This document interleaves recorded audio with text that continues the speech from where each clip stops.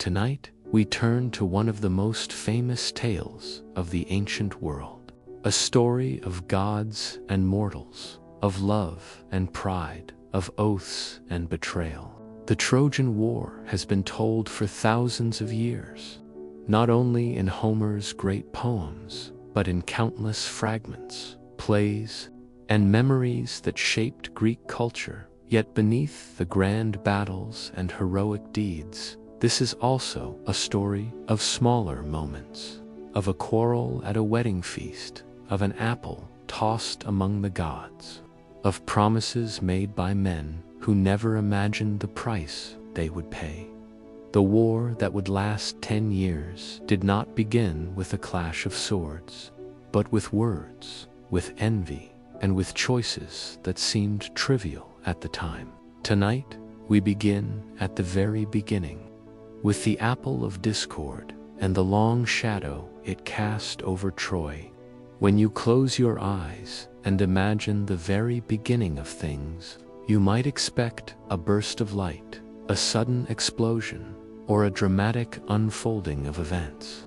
But in the Greek imagination, the beginning of the universe was described not with fire or thunder, but with a calm and unsettling emptiness. The word they used was chaos. Chaos was not disorder in the way we often use the word now. Instead, it was the gap, the yawning void, the space in which all things would come to be.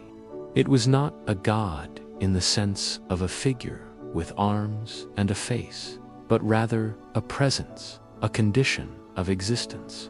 From chaos came the earliest entities, strange and abstract beings that personified not things of flesh and bone, but concepts and states of nature. From chaos, the Greeks said, came Nyx, the night, and Erebus, the darkness of the underworld. Night and darkness were among the first experiences humans would always encounter: the fading of light, the fear of the unseen, the quiet that stretched across the land when the sun disappeared. Alongside them emerged ether, the bright upper air, and Hemra, the day, representing light and the breath of the heavens.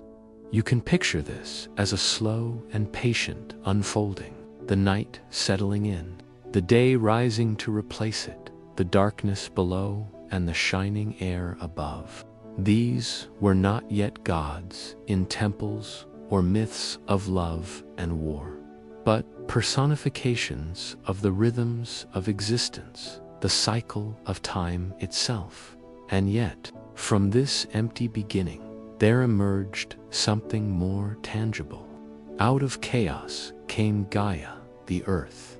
Gaia was not only the soil beneath one's feet, but the great living presence of the whole world.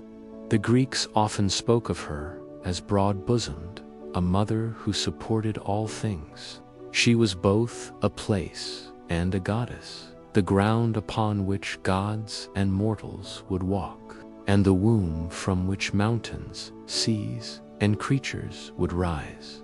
Gaia did not emerge alone. With her came Tartarus, a deep abyss far beneath the earth, a place darker and more dreadful than even the night. Later myths would describe Tartarus as the prison of the defeated titans and monsters. But in this earliest imagining, it was simply the counterbalance to Gaia. Where the earth provided stability and ground, Tartarus was depth and confinement, a shadowed echo of the void. Another figure was Eros, not the mischievous child with wings and arrows we know from later stories, but the primordial force of attraction itself. Eros was the power that drew things together, that allowed creation to happen, that made earth, sky, and sea unite. Without Eros, the myths suggest, nothing could have been born, because there would have been no pull, no desire, no joining of forms. It is here, in these earliest names, that the Greeks laid out their understanding of the cosmos. there was void. Night, day, earth, depth, and desire. The universe was not yet populated with gods on thrones or heroes with swords, but it already contained the elements that would make such stories possible. From Gaia, more came into being. She gave birth to Uranus, the starry sky, who stretched over her, covering her with his expanse. Uranus was both her son and, later, her consort. With him, Gaia would produce a vast family, the Titans, who embodied aspects of the natural world and human experience. The Cyclopes, great one-eyed smiths of immense power, and the Hecatonchires, monstrous beings with 100 hands and 50 heads. But before we reach those children, it is worth pausing to reflect on this strange marriage of earth and sky. Imagine lying on the ground at night, looking upward at the dome of stars. For the Greeks, the relationship between Gaia and Uranus was not just symbolic, but a direct explanation of the natural world. The earth below and the sky above were lovers, pressed together, creating life in between. Everything that lived and people was the result of this union of ground and heavens. And yet, this relationship was not peaceful. Uranus, though vast and majestic, feared the power of his own children. When Gaia gave birth to the Hecatonchires and the Cyclopes, Uranus rejected them, pushing them deep into the belly of the earth, imprisoning them within Gaia's own body. This caused Gaia pain, for she bore the weight of her children trapped inside her. And here, in the earliest stage of mythology, we already encounter a theme that will repeat again and again: the struggle between generations, the tension between parent and child, ruler and usurper. From Gaia and Uranus came the 12 Titans. Among them were figures you may recognize: Cronus, the youngest, who would later overthrow his father; Rhea, who would become the mother of the Olympian gods; Oceanus, the endless stream that encircled the world; Hyperion, linked with heavenly light; Themis, the personification of divine law and order; Mnemosyne, the goddess of memory, whose daughters, the Muses, would inspire poetry and history. The Titans were not merely gods of sky and thunder. They were forces of nature, of thought, of human experience. They were the framework upon which the world was built. Still, Uranus's cruelty toward his children did not go unanswered. Gaia, heavy with her imprisoned offspring, conspired to end Uranus's reign. She fashioned a sickle of adamant, sharp and unyielding, and gave it to her youngest son, Cronus. When Uranus descended to lie with Gaia, Cronus emerged from hiding and struck. With the sickle, he castrated his father, casting the severed parts into the sea. From the drops of Uranus's blood that fell upon the earth, new beings were born: the Erinyes, the Furies, spirits of vengeance; the giants, fierce and powerful; and the Malaya, the nymphs of ash trees. From the sea foam where his genitals fell, another figure would later rise: Aphrodite, the goddess of love and beauty. The world was now ruled by the Titans, with Cronus as their leader. But even in his triumph, a shadow lingered. For just as Uranus had been overthrown by his son, so too was Cronus warned that he would be overthrown by his own children. The cycle of succession, it seemed, was woven into the very structure of existence. This beginning, the void, the earth, the sky. The first struggle between generations was not just a myth for the Greeks. It was a way of explaining why the world seemed filled with both creation and conflict, birth and destruction, love and fear. Every mountain, every river, every star in the sky was tied to these divine stories. And the lesson, repeated again and again, was that power is never secure. The ruler of today may be the outcast of tomorrow as you lie here. Imagining this slow unfolding of existence from the void, you may wonder, when chaos gave way to Gaia, and Gaia to Uranus, and Uranus to the Titans, was the universe destined always to shift? Was every generation of gods doomed to be replaced by the next? Or was there, hidden somewhere in these earliest stories, the possibility of peace? When Cronus struck his father Uranus and the sickle fell, the world entered a new age. The children of Gaia were no longer hidden away in her depths, crushed beneath the weight of their father's fear. Instead, they were released to stand upon the earth and take their place in the unfolding order of existence. These children were the Titans, vast and ancient beings whose names and qualities became woven into the very structure of the world. The number of Titans was usually said to be 12, though, as with many myths, the count and the names could vary depending on the storyteller or the poet. Still, the traditional 12 formed a kind of family, with Cronus as the youngest and most ambitious among them. It is worth moving slowly through these names, because each Titan embodied something that the Greeks thought of as fundamental forces that endured long after the myths themselves were first spoken. The eldest Titan was often said to be Oceanus, the great river that encircled the earth. For the Greeks, who lived in a world of coastlines, islands, and trade across the sea, water was not only a boundary, but also a source of life and movement. Oceanus was not the salty sea of Poseidon, but a more primordial stream, a boundary of the known world. He was often imagined with the body of a man and the tail of a serpent, his form reminding listeners that the world was shaped by both human experience and untamed natural forces. Next came Tethys, his consort, who personified the nourishing aspects of water, the fresh springs, the rivers, and the flow that made crops and animals survive. From the union of Oceanus and Tethys came thousands of children, the Oceanus, nymphs of springs, and the Potamoi, the river gods. In this way, the mythology explained why each stream and river had its own spirit or deity. They were simply the offspring of Oceanus and Tethys, countless in number, spread across the land.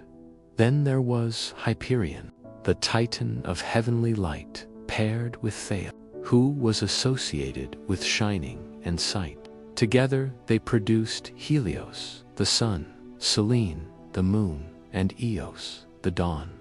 These children were not abstract forces, but daily presences in the lives of all Greeks: the rising of the sun across the sky, the calm glow of the moon at night, and the quiet approach of dawn with its pink light.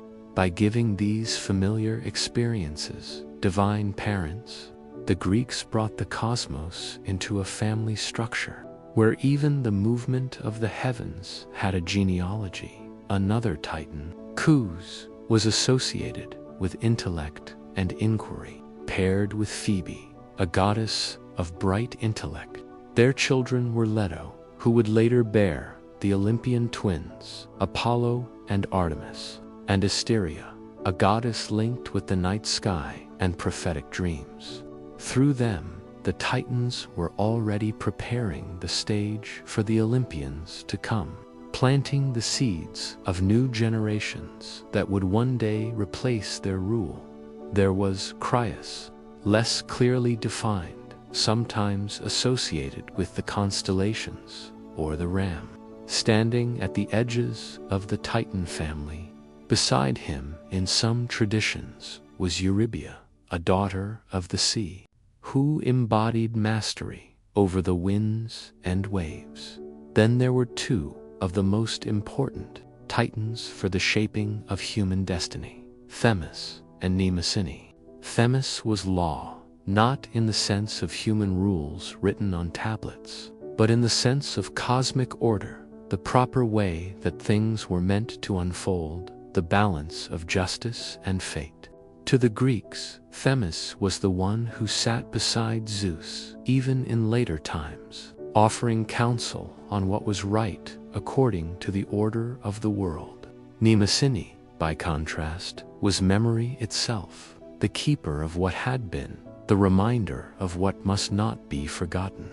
She was said to be the mother of the Muses, those 9 daughters who inspired poetry, history, song, and knowledge. In this way, the Titans were tied not only to natural forces, but also to the human mind. Law, order, and memory were as divine as rivers and stars. Finally, there were Cronus and Rhea. Cronus, armed with the sickle that had brought down Uranus, was now the leader of the Titans. He was clever, ambitious, and ruthless, but also haunted by the prophecy that he too would one day be overthrown by his children. Rhea, his sister and consort, would become the mother of the Olympian gods, and through her, the transition from Titans to Olympians would take place together. These 12 Titans formed the ruling generation after Uranus, and their reign was known as the Golden Age. In later accounts, poets described this age as a time when humans lived without toil or sorrow, when the earth gave freely of its fruits, and when death came gently like sleep. Whether this was meant literally or as a memory of a distant, imagined past, it reflected the Greek sense that the earliest times were better, simpler, more harmonious than the troubled ages that came later. Yet beneath this surface harmony, there was unease. The Cyclopes and the Hecatonchires, the monstrous children of Gaia and Uranus, still remained imprisoned in Tartarus. Though Uranus had been struck down, Cronus, too, feared their strength and chose to leave them in the depths. Gaia, who had long wished to see her children free, grew resentful once more. She had helped Cronus overthrow Uranus, but now she saw that Cronus was repeating his father's mistakes. Ruling with fear and suspicion, the myth of succession was already taking shape. Uranus overthrown by Cronus. Cronus destined to be overthrown by his own child. The Greeks, in telling these stories, were not merely recounting a family drama of gods, but explaining why power always seemed unstable in the human world.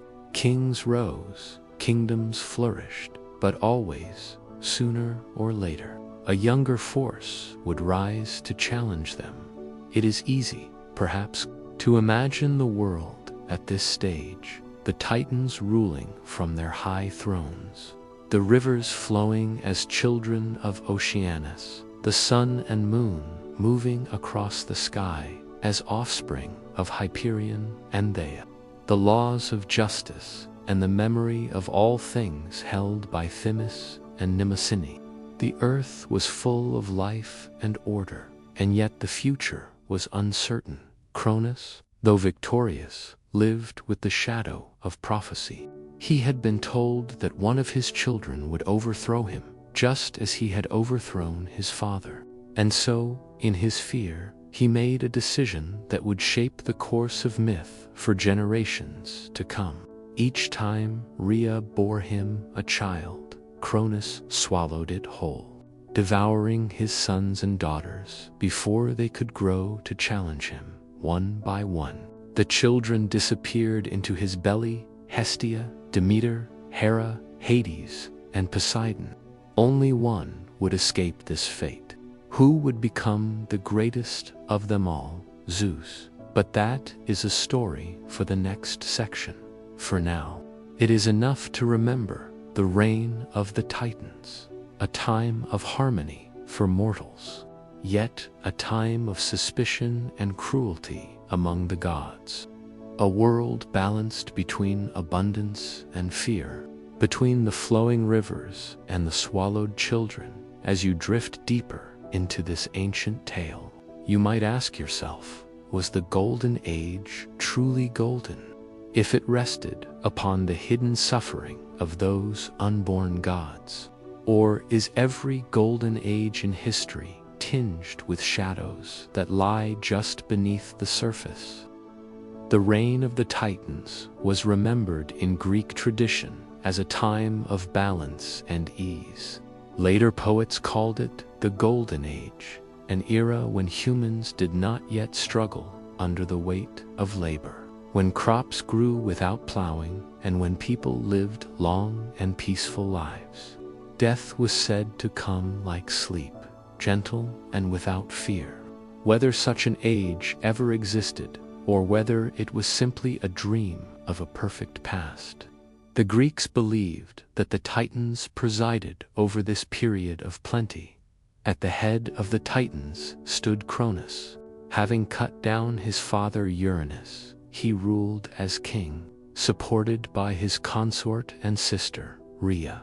The two of them were the central figures of this new order. But Cronus, for all his power, was restless. He could not shake the words of prophecy that he, too, would be overthrown by one of his own children. This warning was said to have come from Uranus himself, uttered with bitterness as he fell, and perhaps repeated by Gaia, who never forgot the way her children had been treated. Cronus was determined not to repeat his father's mistake, or so he thought. Where Uranus had locked his offspring away, Cronus chose another path. Whenever Rhea bore him a child, he swallowed it whole. It was not destruction in the sense of death, but imprisonment within his own body. One after another, the children disappeared. First Hestia, goddess of the hearth, then Demeter, goddess of grain and harvest, then Hera, who would one day be queen of the gods, then Hades, the future ruler of the underworld, and then Poseidon, who would command the seas to the world outside. The reign of Cronus still seemed golden, but within the divine household, grief and tension grew.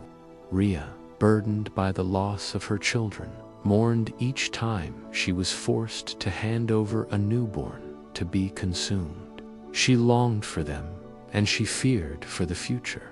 And in the depths of Cronus's stomach, the children remained alive, waiting.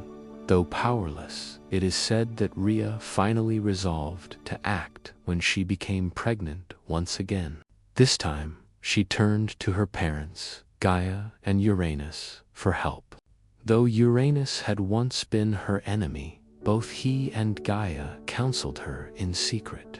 When the child was born, Rhea gave birth not on Olympus, but in the hidden cave of Crete. Surrounded by nymphs and sacred attendants, she delivered her last and youngest child, Zeus, to deceive Cronus. She swaddled the stone in cloth and presented it to him as if it were the infant.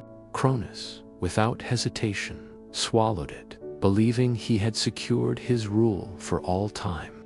Meanwhile, the true child, Zeus, was carried away and hidden. The cave in Crete became one of the most sacred sites in later Greek memory. There, according to the myth, nymphs called the Curetes guarded the infant. To prevent Cronus from hearing his cries, they clashed their shields and spears together, raising a clamor that drowned out the sound of the baby. Zeus was nourished either by the milk of a divine goat named Amalthea, or by the honey and care of the nymphs themselves. As Zeus grew, he was kept in secrecy. Unlike his siblings, he was not imprisoned in his father's stomach. He grew strong and cunning, guided by Gaia, who never ceased to oppose those who ruled through cruelty and fear. When he reached maturity, he returned to confront his father. But Zeus did not attack Cronus with a blade, as Cronus had attacked Uranus. Instead, he used strategy. With the help of Metis, a goddess of wisdom and cunning, Zeus prepared a potion that forced Cronus to disgorge what he had swallowed. One by one, the children emerged, not as infants, but fully grown gods: Hestia, Demeter, Hera, Hades, and Poseidon. Reunited, they stood beside Zeus, grateful and ready to fight. This marked the beginning of the greatest struggle in early Greek myth, the Titanomachia, the war between the Titans and the Olympians. But before that war erupted, the balance of power had already shifted. The golden age of Cronus was ending, and the new gods were stepping into the world. The myth of Cronus swallowing his children, and Zeus's survival is striking in its rhythm. Uranus had imprisoned his children beneath the earth, and Cronus had swallowed his own. Each generation of gods feared the next, and each tried to prevent its rise. Yet each time, the younger gods broke free and overturned the order that had bound them. The Greeks, telling these stories, were reflecting not only on divine struggles, but also on the patterns of human rule. Kings and rulers often sought to prevent rivals from growing, but inevitably, new leaders arose. Rhea's role in this story is equally important, though often overshadowed by her husband. It was her cunning and courage that preserved Zeus. She acted not with force, but with patience and care, finding a way to deceive Cronus and protect her child. In many myths, the quiet actions of mothers and caretakers shaped the course of history just as much as the violence of kings. As Zeus and his siblings stood together, they were still not strong enough to overthrow Cronus and the Titans by themselves.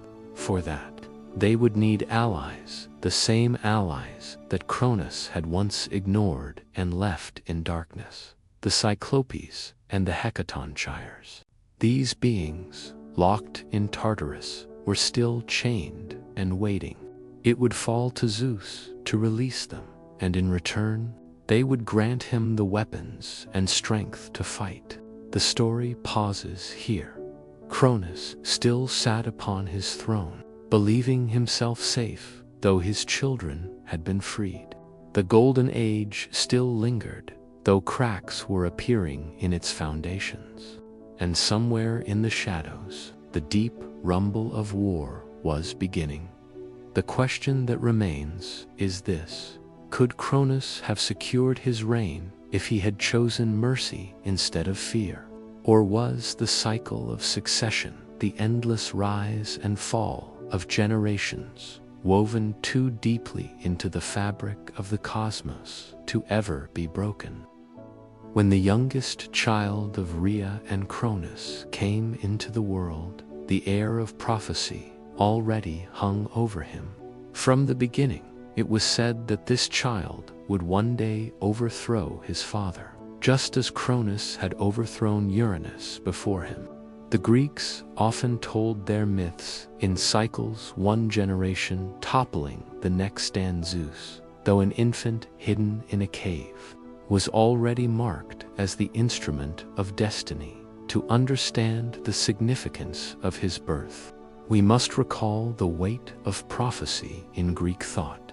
For the Greeks, prophecy was not simply a prediction, it was the fabric of reality itself. To be told that something would happen was to know that it was already woven into the pattern of existence, a truth that no one, not even a god, could escape. Cronus knew this, which is why he had swallowed each of his children.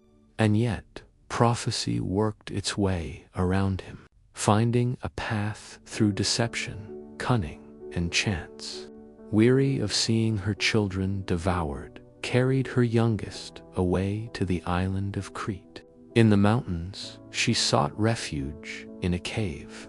The name of the place varies across traditions. Some said it was the Cave of Dict, others the Cave of Ida.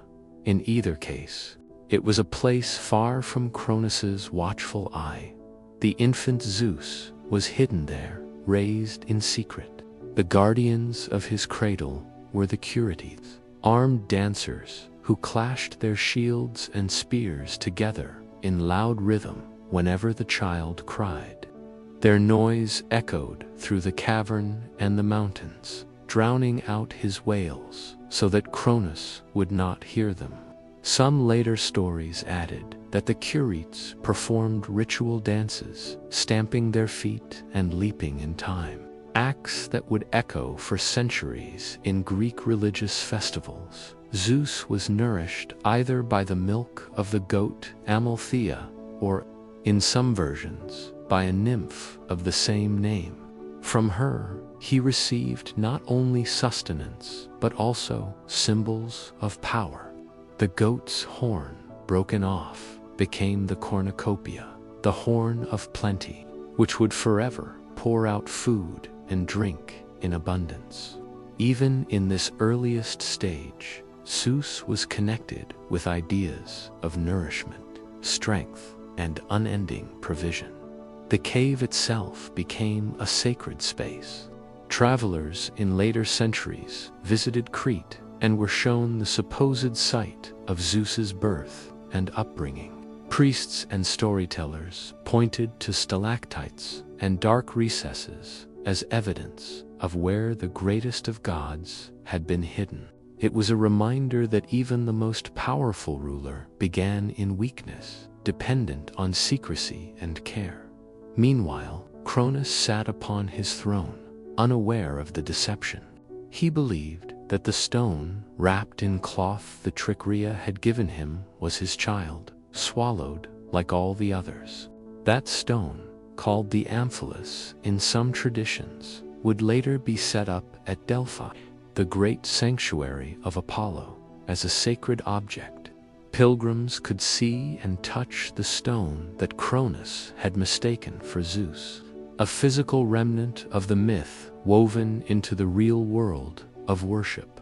As Zeus grew in Crete, he did not simply remain hidden. Myths describe him being educated and trained by nymphs, gods, and spirits of the land.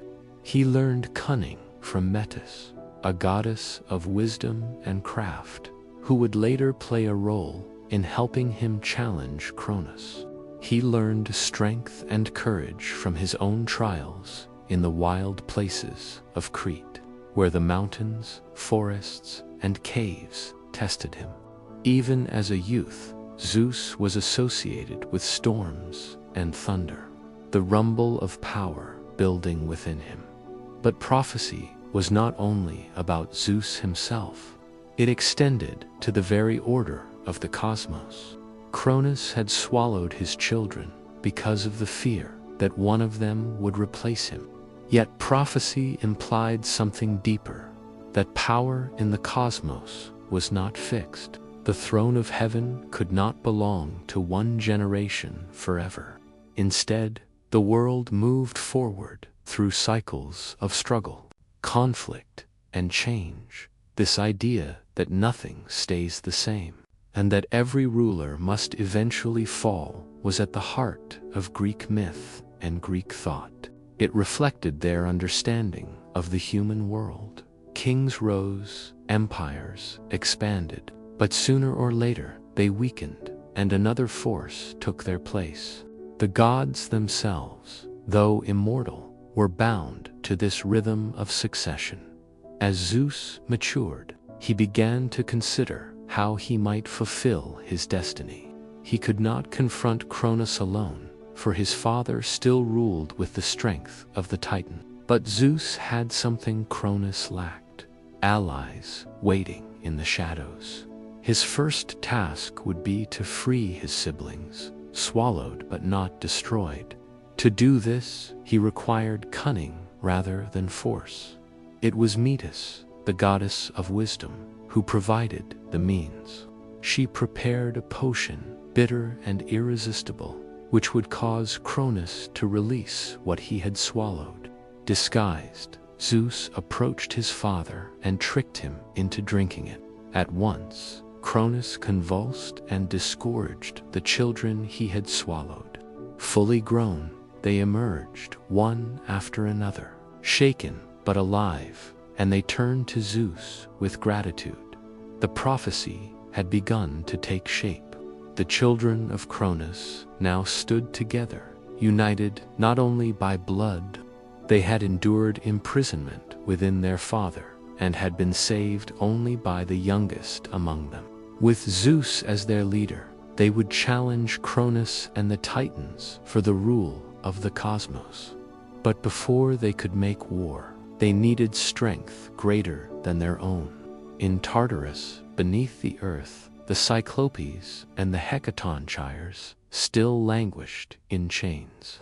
The Cyclopes, one-eyed smiths, possessed the ability to forge weapons of unimaginable power. The Hecatonchires, with their 100 hands, possessed raw strength beyond measure. Cronus had left them imprisoned, fearing what they might do if set free.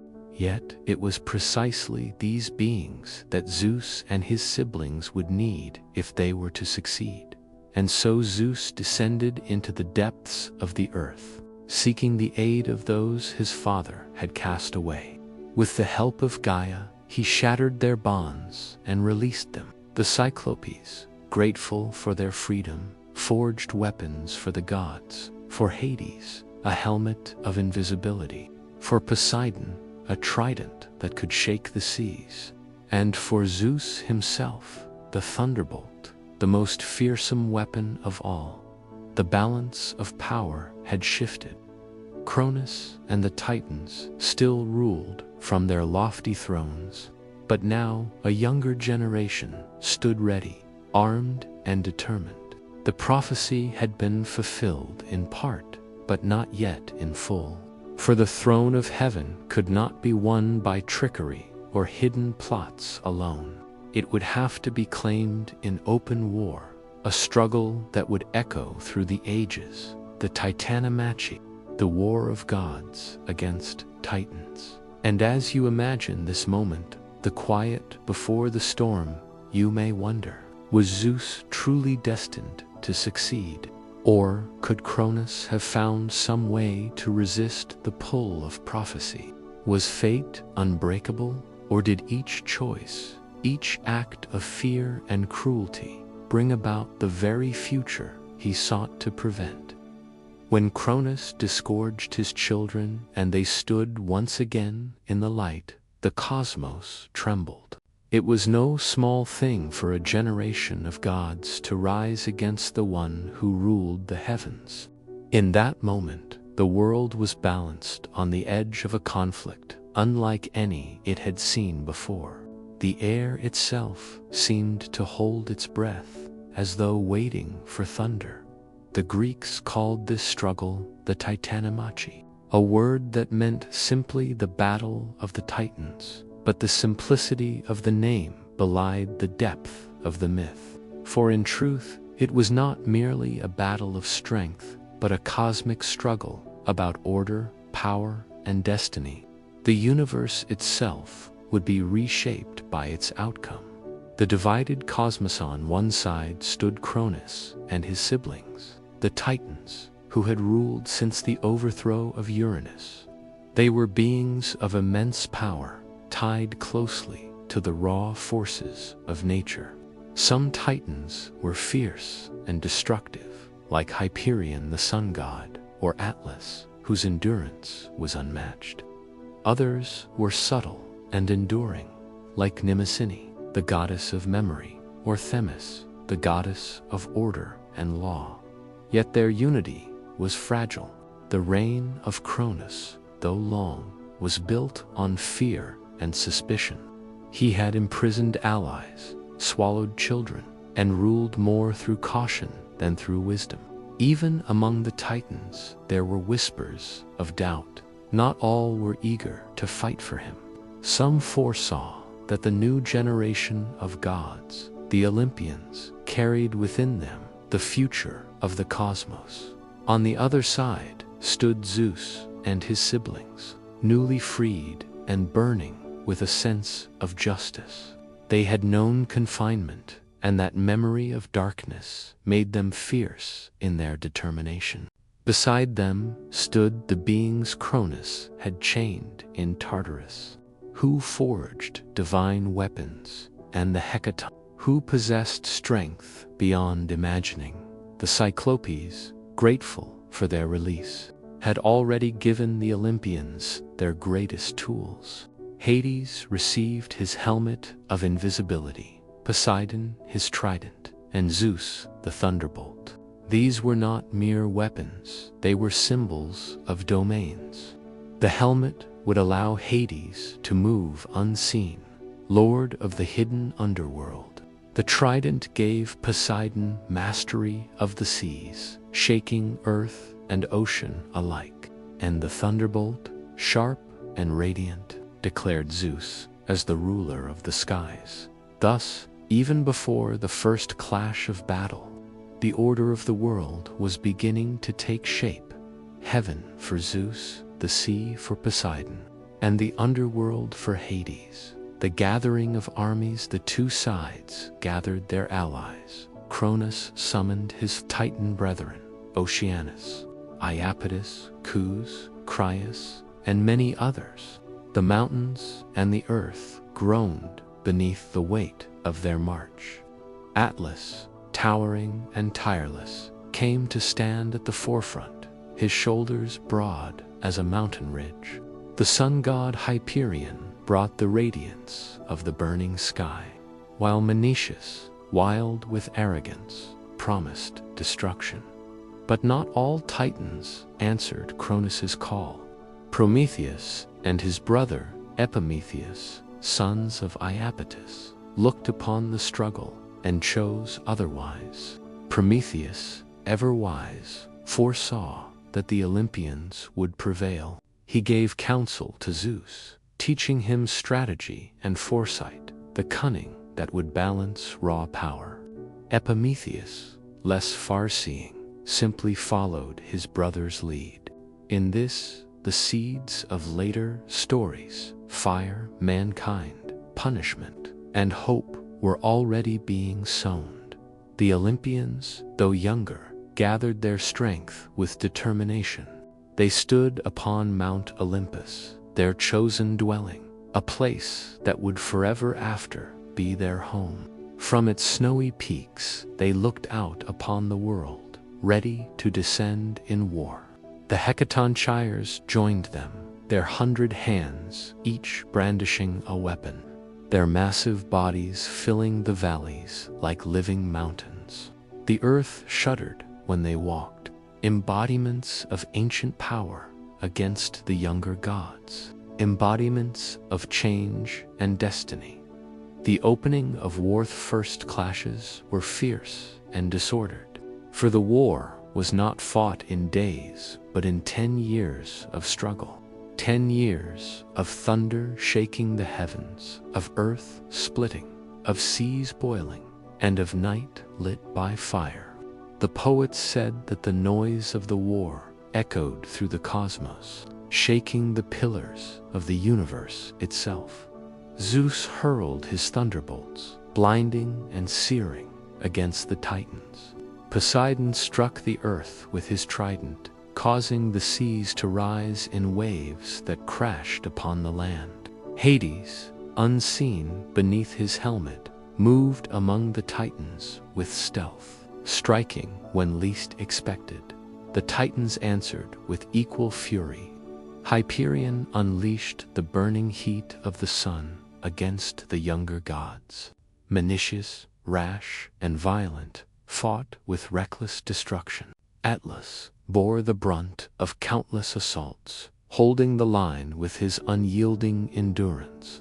Cronus himself wielded a sickle of adamant, the same with which he had once castrated Uranus, now turned against his own children. The hecatonchires raged like storms, each hurling mountains as though they were stones.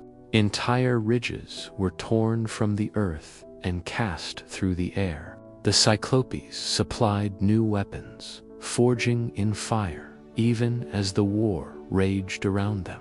The world itself seemed near destruction. Earthquakes tore through the land, oceans boiled, skies split with thunder, and even Tartarus trembled in its depths. It was said that had the war gone on much longer, the entire cosmos might have collapsed into ruin. The turning of the tide for 10 years, neither side gained full advantage. The Titans, vast and ancient, seemed unyielding, while the Olympians, though fierce, were yet young. It was then that Gaia, mother of all, counseled Zeus. She reminded him that brute force alone would not bring victory. He must trust in the power of the allies he had freed, and so Zeus gave command to the Hecaton. With their 100 hands, they hurled rock after rock, mountain after mountain, in a storm of stone.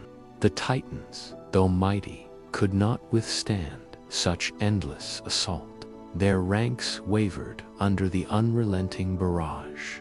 At the same time, Zeus unleashed his thunderbolts in full fury. Lightning split the sky, fire rained down, and the Titans staggered in the blaze. The sea rose at Poseidon's call, drowning valleys and cliffs alike. From beneath the earth, Hades moved unseen, sowing terror and confusion. Prometheus's wisdom guided the Olympians. Instead of fighting each Titan with equal force, Zeus learned to strike at their weaknesses, breaking their unity. Menetius, reckless in his pride, was the first to fall. With a thunderbolt, Zeus struck him down and cast him into Tartarus, where his violence would trouble the world no more. The defeat of Cronus at last, the war came down to Cronus himself. The old king of heaven stood against his children, sickle in hand. His strength was great, but his power had waned with the years, and prophecy weighed heavily upon him. Zeus advanced, thunderbolt blazing, his siblings at his side. Cronus swung the sickle, but Zeus caught the blow upon his shield of storms. The sky rumbled as father and son clashed, the echoes resounding through eternity. With a final burst of lightning, Zeus struck his father down. The sickle fell, shattering upon the rocks, and Cronus was cast into defeat. Some said he was imprisoned in Tartarus, bound beneath the earth with the other Titans. Others told that he was sent to rule the Isles of the Blessed, a place of peace at the edge of the world, where he would reign over spirits in gentleness rather than tyranny. The Greeks, ever varied in their traditions, left both stories side by side, as though unwilling to decide whether Cronus deserved punishment or redemption. The other Titans shared his fate. Atlas, who had borne the brunt of the war, was given a unique punishment. He was made to stand at the edge of the world and bear the weight of the sky upon his shoulders, a symbol of endurance and burden. To this day, we still use his name when we speak of maps, for he was imagined as the one holding the heavens aloft, the triumph of the Olympians with the Titans defeated. The younger gods stood victorious. The cosmos was theirs to shape, and the age of the Olympians had begun. They divided the world by lot, Zeus receiving the sky, Poseidon the sea, and Hades the underworld. The earth itself and Olympus were common ground.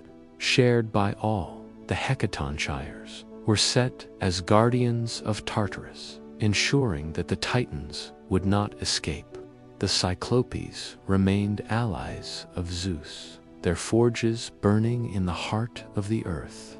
Prometheus and Epimetheus remained free, though their fates would soon take other turns. The Titanomachy was more than a war. It was a myth about the passing of generations. The old gave way to the new, the past to the future. Just as Uranus had fallen to Cronus, so to Cronus had fallen to Zeus. Yet, unlike his father, Zeus did not rule by fear alone. He ruled with a sense of order, of law, of the need to balance power among gods and men. The Greeks saw in this story a reflection of their own world. Kingdoms rose and fell, tyrants came and went, but each generation carried forward the struggle for stability. The Titanomachy explained not only how Zeus came to rule, but also why the universe itself was ordered as it was. And yet, even in victory, Zeus's reign was not secure. The prophecy had spoken not only of the fall of Cronus, but also of the dangers awaiting Zeus himself, for the cycles of succession were not ended. Deep in the earth and sea, other forces stirred, and one day they too would rise against him. But for now, the heavens were filled with thunder in triumph. The Olympians had claimed their thrones, and the world, shaken and scarred, began to settle into a new order. The war was over. For 10 years, the heavens had thundered with the clash of Titans and Olympians. But now the tumult was silenced. The sky cleared, the seas grew calm, and the earth, cracked and shaken, began to mend. What remained was a world unsettled, its boundaries uncertain, its order unfinished. Victory brought not only triumph but responsibility. The Olympians, still young, now bore the burden of shaping a cosmos where balance could endure. The Titans had ruled through raw force, but Zeus and his siblings recognized that force alone could not sustain a lasting order. It was necessary to divide the realms, to grant each god dominion, and to establish rules that would hold even among immortals. The casting of lots. The Greeks told that when the Olympians stood victorious, they sought fairness in apportioning the universe. They turned to the simplest of methods, casting lots. Each god drew a token, and by this chance their domains were chosen. Zeus drew the sky, vast and unbounded, the realm of clouds, storms, and stars. Poseidon received the sea with its depths, waves, and hidden creatures. Hades received the underworld, dark and unseen, where the dead resided. The earth itself remained in common possession, shared ground where all might dwell. This division was more than arbitrary. It reflected the Greeks' understanding of the universe. The sky, sea, and underworld formed the 3 great layers of existence, and each needed a ruler. The earth, where humans lived, could not be dominated by one alone, for it was the stage upon which gods and mortals alike would act.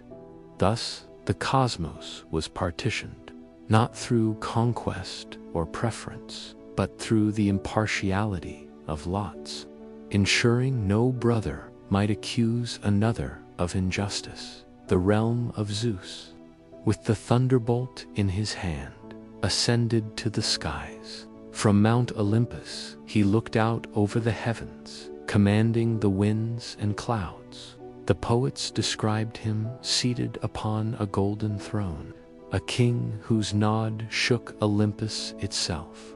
His rule was not only of storms, but of order and law. For the Greeks, Zeus was not simply the wielder of thunder. He was the guarantor of justice. He watched oaths, upheld hospitality, and punished those who broke sacred bonds. In this way, the sky became not merely a physical domain, but a moral one. Zeus was called Zeus Xenios, protector of strangers, and Zeus Horkios, guardian of oaths. His reign extended beyond power to the structure of society. Just as he maintained balance among the gods, so too he upheld balance among mortals. When lightning struck, it was not only a storm, but a sign that Zeus had spoken. The realm of Poseidon, the sea Poseidon, drawing his lot, descended into the depths. The sea, restless and endless, became his kingdom. With his trident, he stirred the waters, raising storms or calming waves to the Greeks. The sea was both a pathway and a danger. Their world was bound by coasts and islands, and the favor of Poseidon determined whether voyages succeeded or failed. Fishermen, sailors, and traders alike prayed to him before setting out. Yet Poseidon was not always gentle. He was known for his anger, quick to unleash earthquake, so much so that he earned the name Earthshaker. The same trident that ruled the waves could split the land. His realm was also peopled by countless beings. Nereus, the old sea god, the 50 Nereids, the seahorses that drew his chariot, and monstrous creatures that dwelt in the deep. The sea was a world unto itself, teeming with forms both benevolent and terrifying. Thus Poseidon's lot was fitting, a realm vast, untamed, both life-giving and destructive, the realm of Hades, the underworld Hades. The silent brother drew the underworld.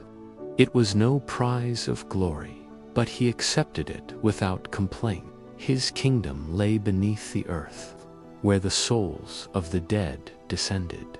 The Greeks imagined the underworld as a vast region with many parts. The entrance lay at the edge of the world, beyond rivers and caves. The dead crossed the river Styx, ferried by Corin, the boatman who demanded a coin as payment. Without it, a soul wandered restlessly upon the shore. Within lay the meadows of Asphodel, where ordinary souls dwelt, neither punished nor rewarded. There were darker realms, too. Tartarus, the prison of the Titans, deep as the distance between earth and sky. And there were brighter places, such as the Elysian fields, where heroes and the virtuous found rest. Hades ruled without cruelty, but without pity. He was stern, incorruptible, and inevitable. Mortals feared to speak his name, calling him instead Plauton, the wealthy one, for all wealth of the earth gold gems. And fertile soil came from beneath. His realm reminded both gods and men that death was not to be escaped, even by the mightiest. The common ground, earth and Olympus, though each realm was divided, the earth itself remained shared. Mountains, rivers, and fields belonged to no single god, though each might claim particular places as sacred. Athena would later have Athens, Apollo, Delphi, Artemis, her forests, and so forth. But in principle, the earth was a stage where gods might meet and mortals might live under their watch. At the heart of this world stood Mount Olympus, chosen as the gathering place of the gods.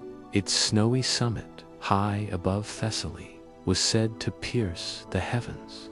From its halls, the Olympians feasted, debated, and judged. The air of Olympus was different, free of storms and decay, filled instead with ambrosia and nectar, the sustenance of the divine. Here, the gods lived not in chaos, but in council. Each had a seat, each a role, and though quarrels abounded, The order of Olympus endured. The boundaries of the cosmos beyond the realms of the gods stretched the edges of the world. The Greeks pictured the cosmos as encircled by the river Oceanus, a vast stream that flowed around everything. Beyond Oceanus lay unknown lands, places of wonder or dread, where gods and mortals rarely ventured. Above the sky lay ether, the bright air of the upper heavens. Below the underworld lay Tartarus, deeper than any mortal could imagine. Between these extremes stretched the inhabited world, fragile but enduring in this ordered cosmos. Everything had its place: gods in Olympus, mortals upon earth, the dead in Hades. It was a vision of balance, precarious but essential.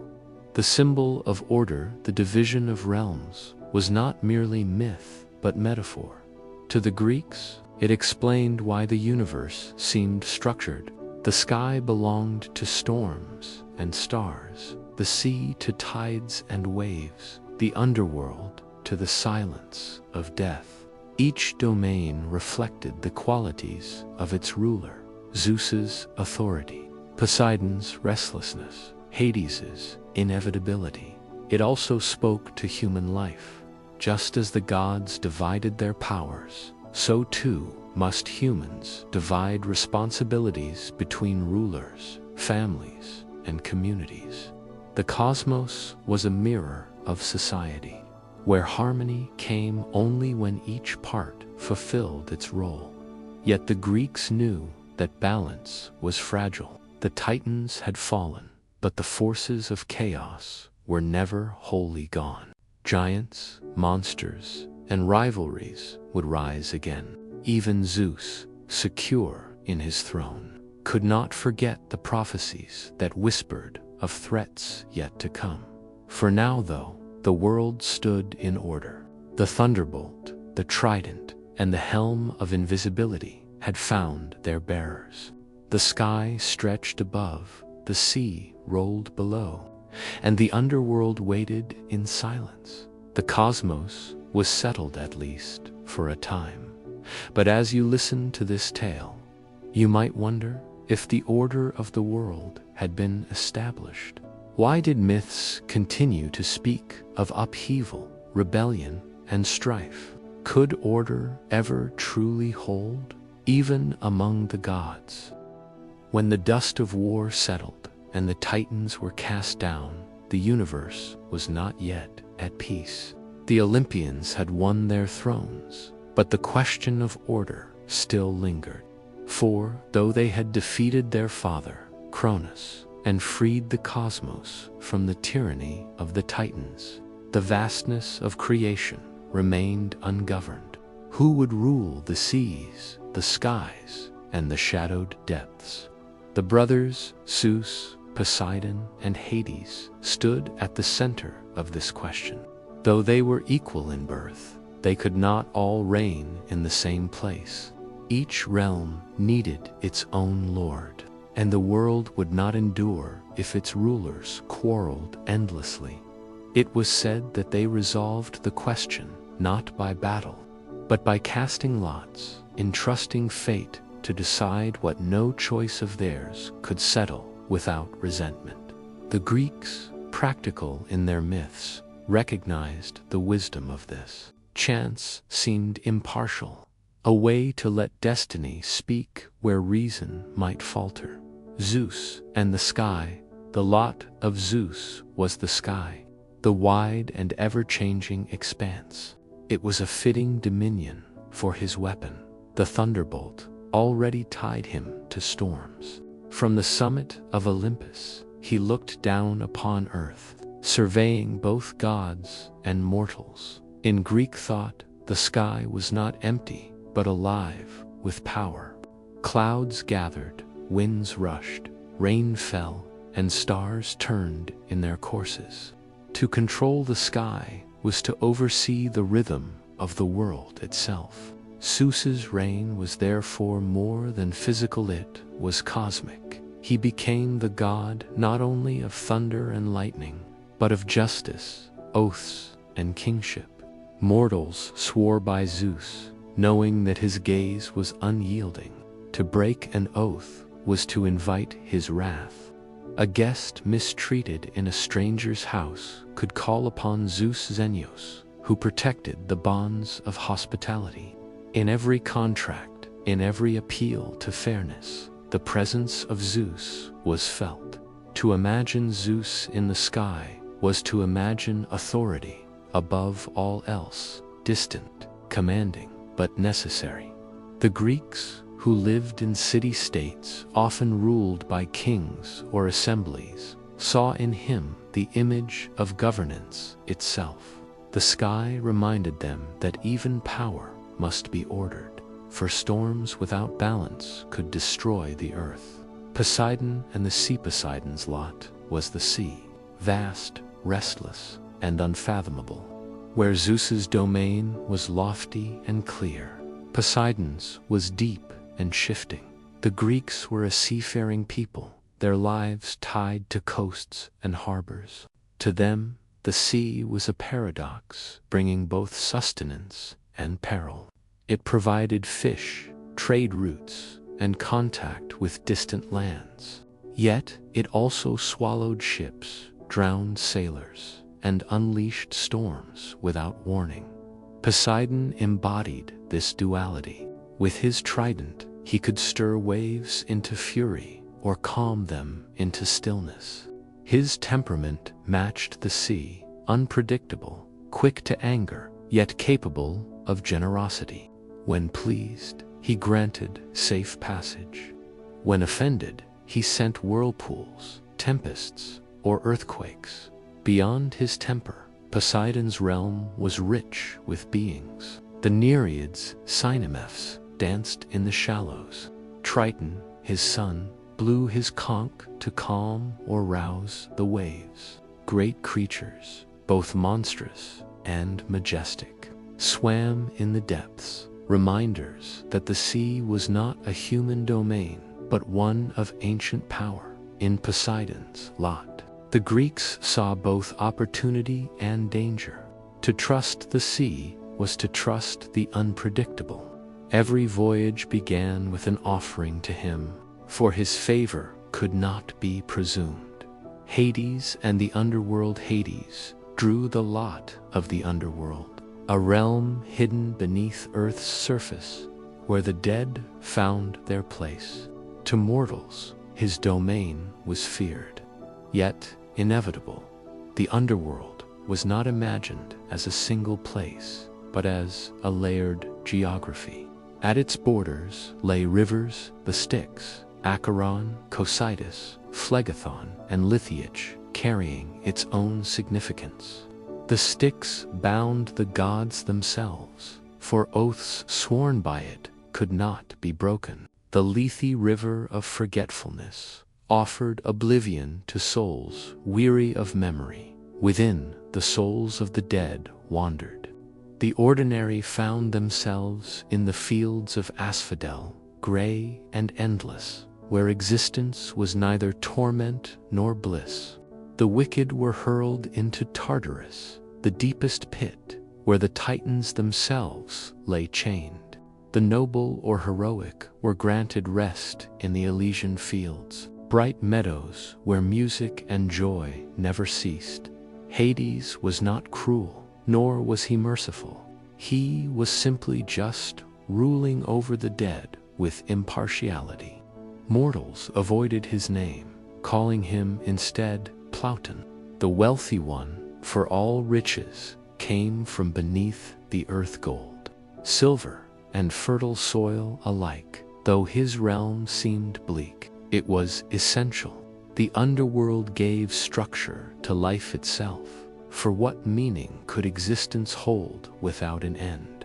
Hades' acceptance of his lot showed the Greeks that death, though feared, was a natural part of the cosmos, the earth as common ground, while the sky, sea, and underworld were claimed. The earth remained unassigned. Mortals lived upon it, plants grew, and animals roamed.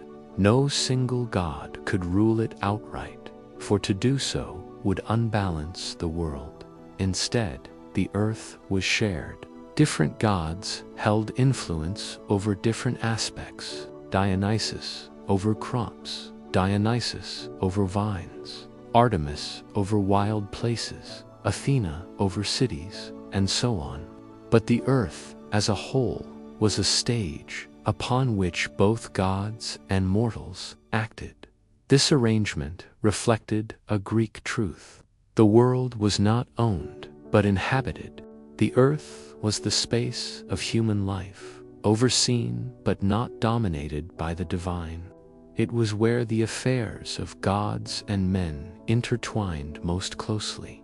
The significance of the division to the Greeks, the casting of lots, was more than myth. It explained why the world appeared divided into distinct domains: sky, sea, and underworld, each with its own character. It also reflected the idea of balance. No one brother ruled everything, but each shared responsibility. Zeus represented authority and justice, Poseidon power and unpredictability, Hades finality and inevitability. Together, they formed a triad that mirrored human experience. Life unfolded beneath the sky, upon the sea, and toward death, with each stage under divine watch. This division also hinted at deeper truths. Just as the gods shared the cosmos, humans too were bound to share their world. No single city, ruler, or individual could hold everything. Harmony required balance, and balance required acceptance of limits. The fragility of balance, yet the Greeks also knew that balance was fragile.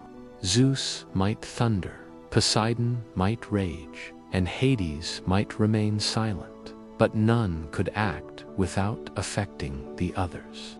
Storms in the sky could churn the seas, earthquakes could split the earth. Death was always near. The myth of division reminded listeners that the cosmos was orderly but never safe. The gods themselves quarreled, and mortals often paid the price. The division of realms set boundaries, but those boundaries could still shift, just as shorelines shift beneath waves. The story ended not with final harmony, but with the suggestion of ongoing tension. Zeus, Poseidon, and Hades had drawn their lots, but the universe they ruled remained alive, restless and uncertain, and so, as the Greeks imagined it, the three brothers held sway over the great divisions of the cosmos. Yet, one may ask, if each god was bound to his realm, how often did they trespass into each other's domains? And what happened when their powers overlapped? Could such boundaries truly hold forever? The Greeks spoke often of the underworld, yet they never spoke lightly. To imagine the place of the dead was to gaze into mystery. It was not a realm one visited freely, nor one from which one could easily return. Even gods, save a few, approached it with caution. Hades ruled here, stern and impartial. Beside him was his queen Persephone, whose own story would shape the seasons of the living world. Around them stretched a land, both bleak and solemn, filled with rivers, gates, guardians, and courts of judgment. Each detail reflected not only Greek imagination, but Greek reflection on what awaited mortals beyond life. The rivers of the underworld. The underworld was marked first by its rivers. These were not gentle streams, but boundaries and passages, each carrying its own meaning. They were not simply physical waters, but symbolic forces, thresholds between the living and the dead, between memory and forgetting, between justice and punishment. The river Styx foremost was the Styx, dark and terrible. The very name meant hatred or abhorrence. This was the river by which even the gods swore their oaths. To break an oath upon the Styx was to suffer divine punishment, for the waters were binding beyond all appeal. The Greeks imagined the Styx as cold and black, flowing 9 times around the underworld, encircling it like a barrier. For mortals, it was uncrossable except by death. For the gods, it was a force older than themselves, one of those primordial powers that even Zeus respected.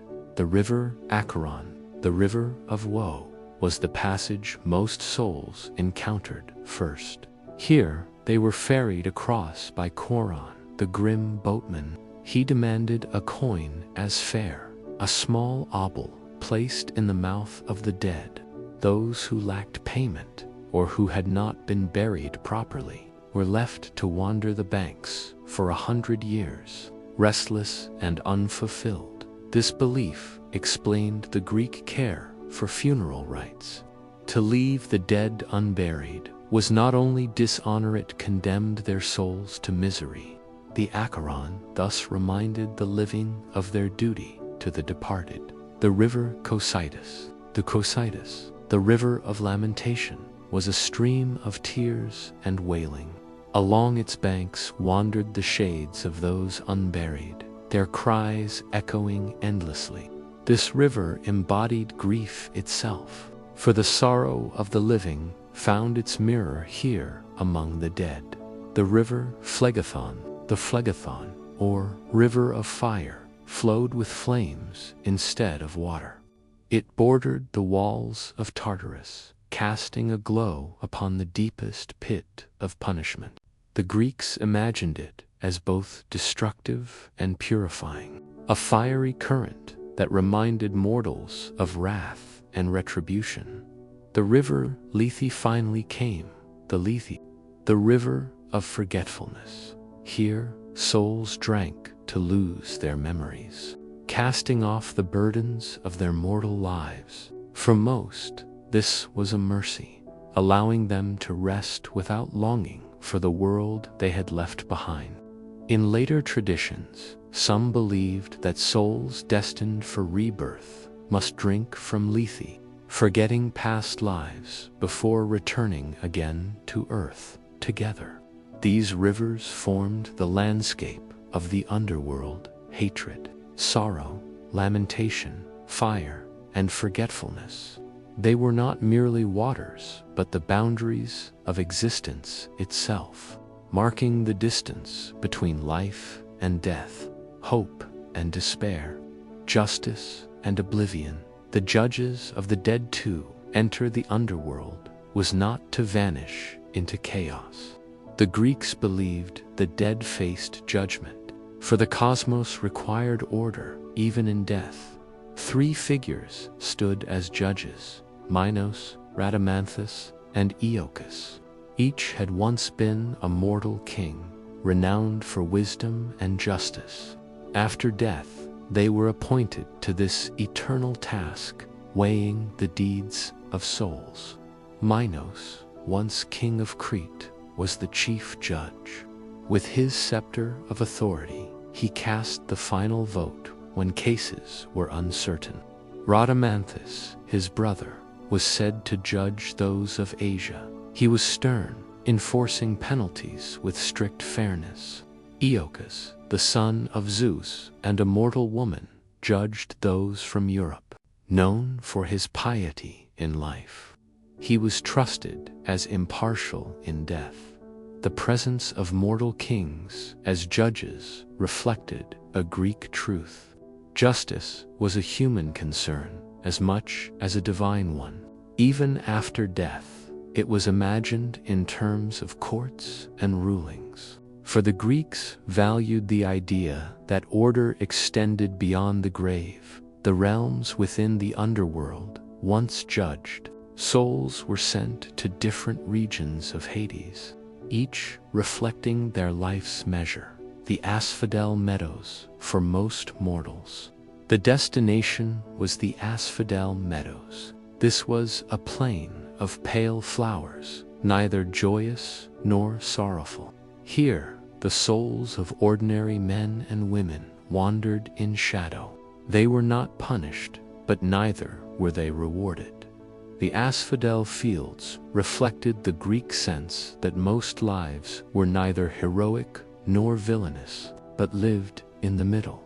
To exist here was to continue in a muted form, stripped of passion, a faint echo of earthly life. Tartarus, the wicked, however, were sent to Tartarus, a place far beneath the underworld itself. Tartarus was not only a pit, but a prison. The Titans, who had opposed Zeus, were cast here, bound in chains, guarded by monstrous beings. Mortals guilty of great crimes also found torment here. The myths named a few examples. Tantalus, who betrayed the gods, stood in water that receded whenever he tried to drink, with fruit above that withdrew when he reached. Sisyphus, the trickster king, rolled a stone uphill, only to watch it tumble back down for eternity. Ixion, who lusted after Hera, was bound to a fiery wheel. Spinning endlessly, these figures symbolized not only punishment but warning. The Greeks saw in them the weight of hubris, deceit, and betrayal. The Elysian fields yet, not all was grim. For the noble and the heroic, there were the Elysian fields, a land of brightness and ease. Here the air was gentle, the meadows green, and the days filled with music. Those who had lived with virtue or achieved greatness in life found peace here. Far removed from the gloom of Asphodel, in some traditions, Elysium was reserved only for a few heroes, poets, or the blessed kin of gods. In others, it was open to any who lived justly. Still later, some poets described a cycle of rebirth, in which the soul, if pure enough after many lifetimes, might dwell forever in Elysium. Guardians and beings of the underworld. The underworld was not empty, but filled with guardians and figures who maintained its order. At its gates lay Cerberus, the three-headed hound, loyal to Hades, fierce and unyielding. He barred the dead from leaving. Yet, in some tales, he could be soothed with music or lulled by honeycomb, which families offered as part of burial rites. The Furies, or Irenaeus, roamed its depths, punishing those who had committed crimes against kin, especially the shedding of family blood. They were relentless, chasing the guilty even to the world above. Other beings, both monstrous and spectral, filled its caverns. Ghostly shades flitted silently. Judges sat in solemn halls. Rivers thundered and whispered. The underworld was a realm not of chaos, but of structure, ordered and enduring. The meaning of the underworld to the Greeks. The underworld was not merely a tale of death, but a reflection on life. It reminded mortals that existence was bound by duty to the gods, to family, to the laws of justice. Burial rites, offerings, and memory of the dead were acts of respect that ensured order continued. The geography of Hades was also a moral map.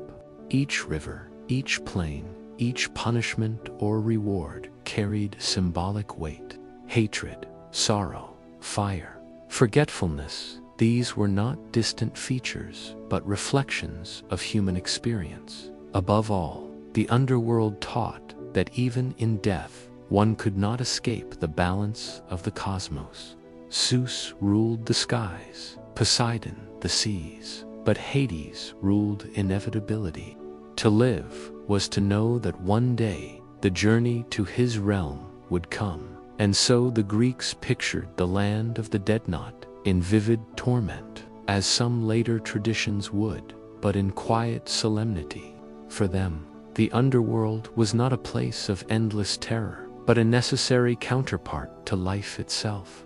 Yet one must wonder, if the dead lived on in shades and memory, how much power did the living hold over them? Could offerings, prayers, or remembrance alter the fate of those already judged? Or was the order of Hades final and unchanging? When the dust of war settled and the Titans were cast down, the universe was not yet at peace.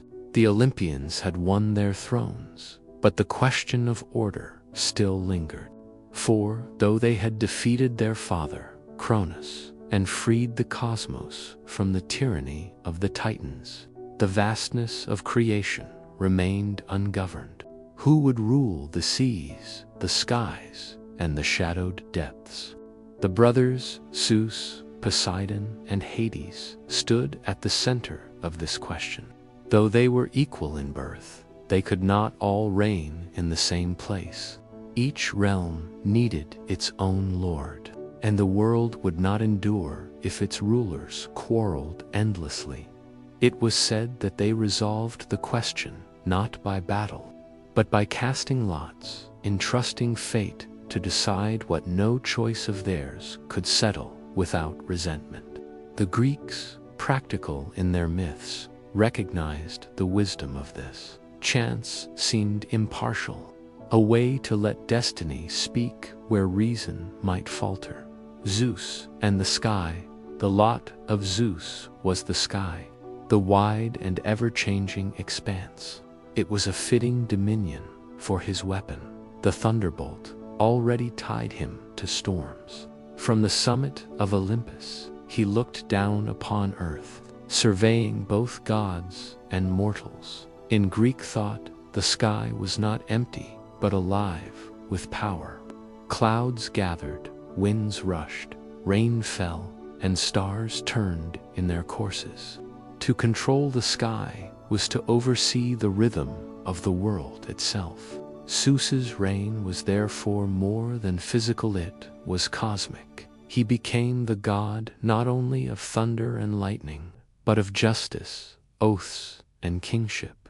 Mortals swore by Zeus, knowing that his gaze was unyielding. To break an oath was to invite his wrath.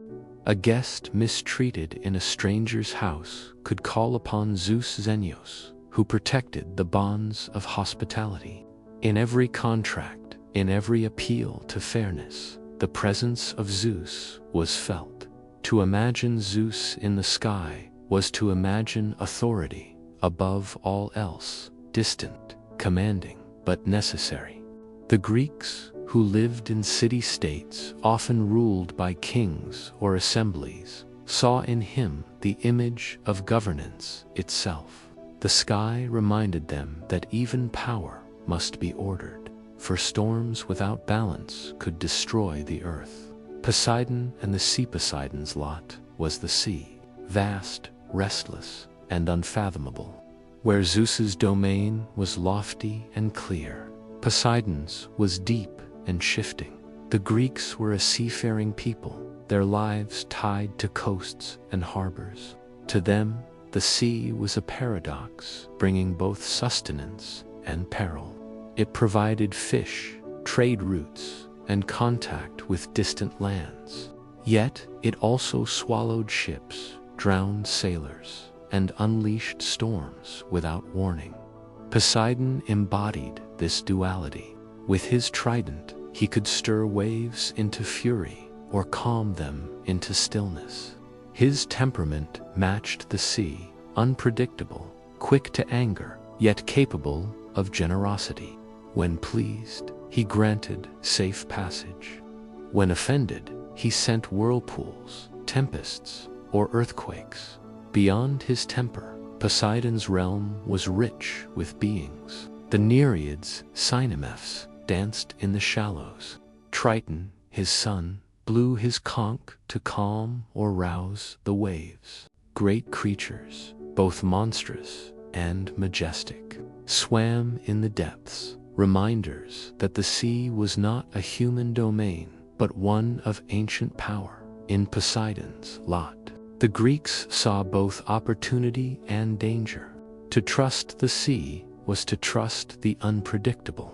Every voyage began with an offering to him, for his favor could not be presumed. Hades and the underworld Hades drew the lot of the underworld, a realm hidden beneath Earth's surface, where the dead found their place.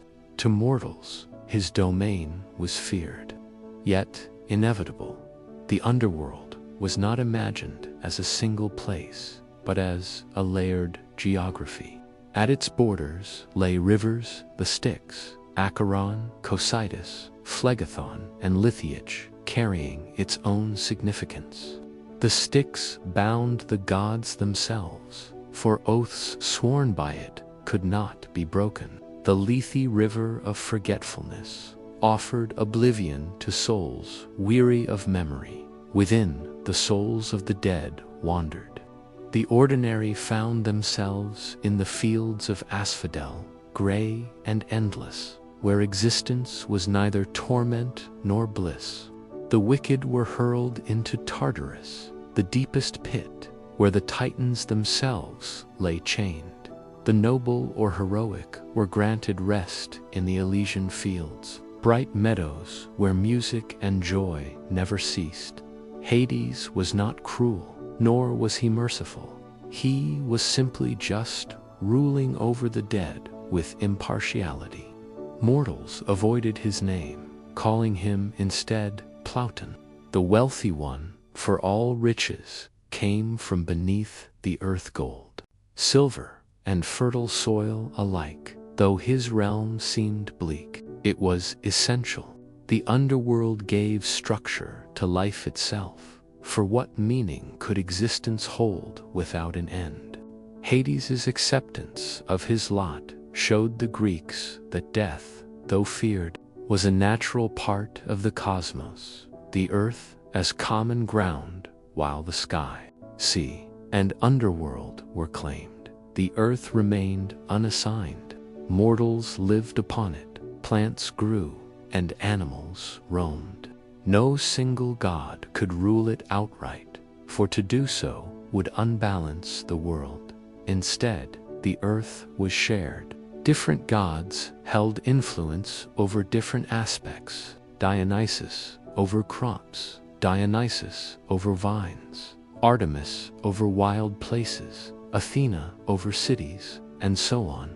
But the earth, as a whole, was a stage upon which both gods and mortals acted. This arrangement reflected a Greek truth. The world was not owned, but inhabited. The earth was the space of human life, overseen but not dominated by the divine. It was where the affairs of gods and men intertwined most closely. The significance of the division to the Greeks, the casting of lots, was more than myth. It explained why the world appeared divided into distinct domains: sky, sea, and underworld, each with its own character. It also reflected the idea of balance. No one brother ruled everything, but each shared responsibility. Zeus represented authority and justice, Poseidon power and unpredictability, Hades finality and inevitability. Together, they formed a triad that mirrored human experience. Life unfolded beneath the sky, upon the sea, and toward death, with each stage under divine watch. This division also hinted at deeper truths. Just as the gods shared the cosmos, humans too were bound to share their world. No single city, ruler, or individual could hold everything. Harmony required balance, and balance required acceptance of limits. The fragility of balance, yet the Greeks also knew that balance was fragile. Zeus might thunder, Poseidon might rage, and Hades might remain silent. but none could act without affecting the others. Storms in the sky could churn the seas. Earthquakes could split the earth. Death was always near. The myth of division reminded listeners that the cosmos was orderly but never safe. The gods themselves quarreled, and mortals often paid the price. The division of realms set boundaries, but those boundaries could still shift, just as shorelines shift beneath waves. The story ended not with final harmony, but with the suggestion of ongoing tension. Zeus, Poseidon, and Hades had drawn their lots, but the universe they ruled remained alive, restless and uncertain, and so, as the Greeks imagined it, the three brothers held sway over the great divisions of the cosmos. Yet, one may ask, if each god was bound to his realm, how often did they trespass into each other's domains? And what happened when their powers overlapped? Could such boundaries truly hold forever? When the Greeks spoke of Tartarus, they spoke of a place deeper than imagination. It was not merely beneath the earth, nor even beneath the underworld of Hades. It was said to lie as far below the earth as heaven was above it. To measure its depth, Hesiod once explained, one could drop an anvil from heaven, and after 9 days it would strike the earth. If one dropped the same anvil from earth, it would fall another 9 days before reaching Tartarus. Tartarus was less a place of souls and more a cosmic prison, a boundary for the unruly forces that threatened order. Where Hades ruled the orderly dead, Tartarus held what could not be governed, the defeated titans, the monstrous children of chaos, and the enemies of Zeus who could never be allowed to roam free. The nature of Tartarus. The poets described Tartarus as a great, shadowy chasm, surrounded by a wall of bronze and encircled. Its gates were guarded by grim forces. Sometimes the Hecatoncheires, the 100-handed giants who once fought alongside Zeus, sometimes unnamed spirits of dread. The air of Tartarus was heavy, stifling, and dark. There was no day, no stars, no moon. Instead, it was lit only by flickering flames and the dim glow of fire rivers. The silence here was broken only by groans, chains clanking, and the ceaseless labor of the punished. Unlike Hades, where most souls drifted in shadow, Tartarus was a place of confinement and torment. It was a reminder that cosmic order required not only a home for the dead, but a prison for the dangerous, the Titans in Tartarus. Most famous inhabitants of Tartarus were the Titans, the elder gods, who had once ruled the cosmos. Cronus, their leader, had overthrown Uranus with the sickle of Adamant, only to be overthrown in turn by his own son, Zeus. The Titanomachatha Great War between Titans and Olympians had raged for 10 years, shaking heaven and earth. When the Olympians finally triumphed, they cast their foes into Tartarus, binding them in chains. The ancient poets described this imprisonment with solemnity. The Titans were vast beings, embodiments of elemental power. Their cries echoed through the abyss, shaking the very walls of their prison. Yet Zeus set the 100-handed giants, Briareus, Cottus, and Gyges, to guard them, ensuring no escape. This victory was not only military, but cosmic. The Olympians established their reign by removing the threat of the Titans, confining the old order so the new could flourish. The chains of Tartarus were thus as symbolic as they were real, binding the past so that the present could endure. Other prisoners of Tartarus, though the Titans were its chief inmates. Tartarus held others, the 100-handed giants, before their release before they became jailers. The 100-handed giants themselves had once been imprisoned here. Uranus, fearing their strength, had cast them into the abyss. Only when Zeus freed them did they turn the tide of war. Their own history was thus bound to Tartarus, a reminder that its depths could hold both allies and enemies, depending on the age. The monster Typhonsome traditions also placed Typhon in Tartarus. Typhon, the monstrous offspring of Gaia, rose against Zeus after the Titan Machi. His body was vast, his heads of serpents, his breath of fire. The battle between Zeus and Typhon shook the world. At last, Zeus struck him down with thunderbolts and cast him beneath Mount Etna. In other tellings, bound him in Tartarus. Typhon's story revealed that even after the defeat of the Titans, chaos was never fully extinguished. Tartarus remained necessary as long as the cosmos faced threats from monstrous powers, the enemies of the god-slayer poets and philosophers imagined other offenders confined in Tartarus who had committed great crimes against the gods.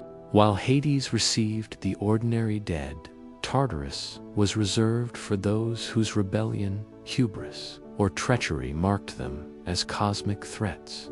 It was the ultimate punishment, the eternal barrier between danger and order.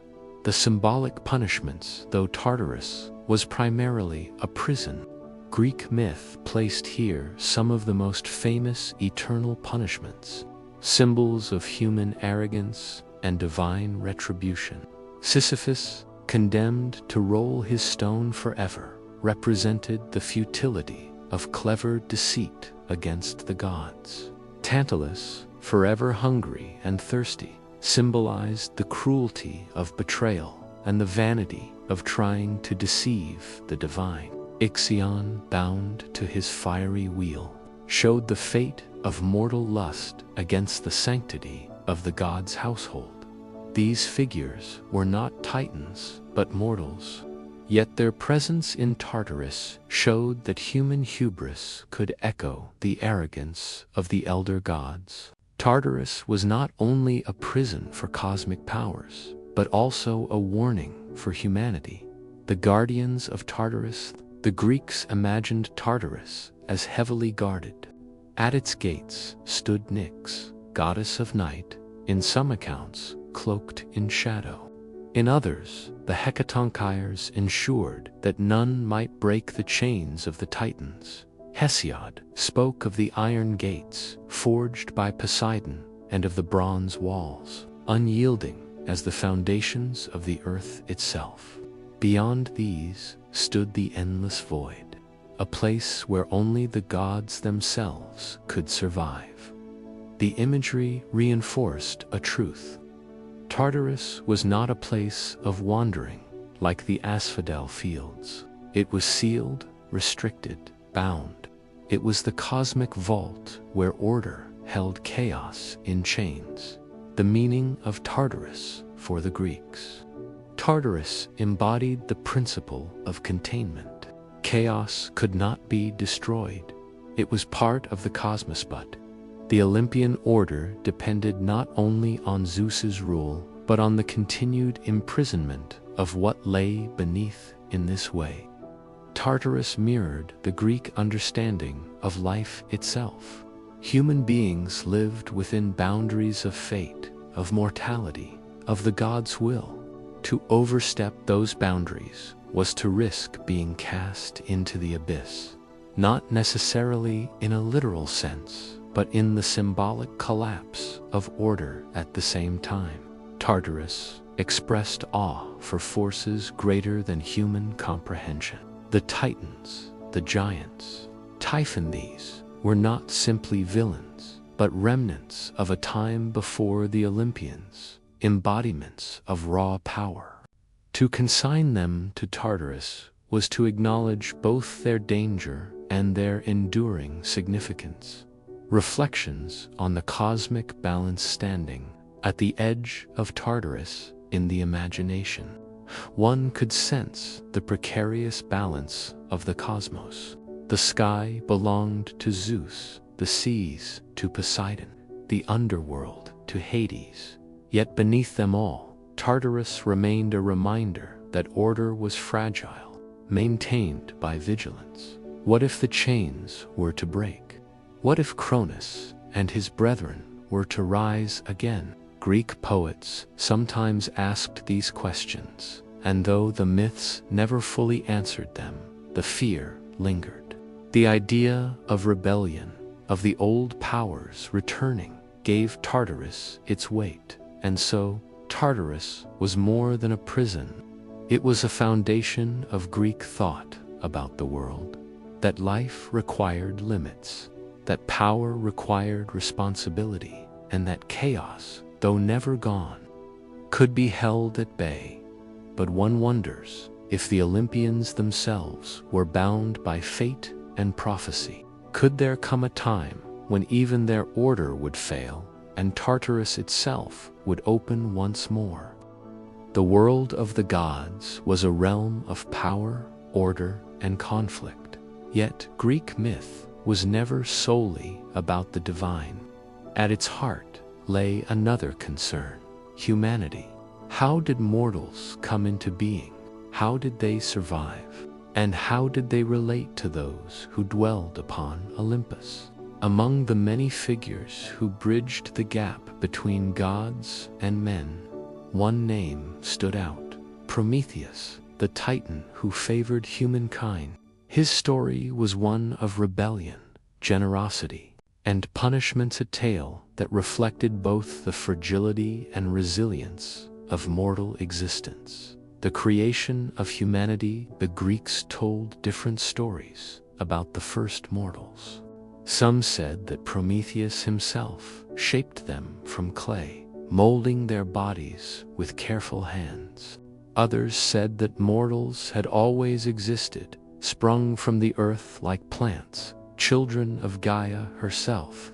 Whatever the tradition, Prometheus was closely linked to humanity's survival, guiding them from weakness into life. In one telling, he shaped their forms and then asked Athena to breathe life into them. In another, Zeus permitted their creation but withheld the tools they needed to thrive. The myths never fully agreed, but they shared a central theme. Humans began in weakness, dependent on gifts beyond themselves. The trick at Mechaneth. First great conflict between Zeus and Prometheus occurred at Mecone, a feast where mortals and gods gathered to establish the terms of sacrifice. It was here that Prometheus, clever and sympathetic to mankind, sought to trick Zeus. He slaughtered an ox and divided it into 2 portions. In one heap he placed the bones, gleaming and polished, covering them with rich, glistening fat. In the other, he placed the meat, nourishing and good, but covered it with the ox's rough hide. Prometheus then asked Zeus to choose which portion should be offered to the gods. Zeus, though he may have seen through the trick, selected the bones wrapped in fat. From that day onward, the gods received the inedible remains of sacrifice, while mortals kept the nourishing flesh. The story explained why sacrifices to the gods involved burning fat and bones upon the altar, while humans ate the meat. Yet it also revealed something deeper: the beginning of mistrust between Zeus and Prometheus. The Titan had secured an advantage for mortals, but he had also earned the anger of the king of gods. The theft of fire. Zeus's response was swift. Angered by the trick at Mecone, he withdrew from humanity the gift of fire, leaving mortals to shiver in cold and darkness. Without fire, there could be no cooking, no warmth, no crafts of metal or clay. Humanity was left exposed, weak and vulnerable. Prometheus, unwilling to see mortals perish, resolved to act. He ascended to Olympus, or, in some accounts, he journeyed to the fiery chariot of the sun. There, he stole a spark of flame and carried it back to earth, hiding it within a fennel stalk. With this fire, humanity found life again. They cooked their food, forged tools, and lit their dwellings. Fire became the foundation of civilization, the power that transformed survival into culture. The Greeks saw this gift as both blessing and danger. Fire warmed, but it also burned. It cooked, but it could destroy. It symbolized knowledge, technology, and the human ability to shape the world. The punishment of Prometheus, Zeus, however, did not forgive. To defy him was no small matter, and to aid mortals against his will was worse. Prometheus was seized and bound to a lonely crag in the Caucasus Mountains. There chains of bronze held him fast. Each day an eagle, Zeus's own bird, descended to feast upon his liver. Each night the organ grew whole again, only to be devoured once more with the dawn. This torment stretched on endlessly, a punishment as eternal as the stone to which he was chained.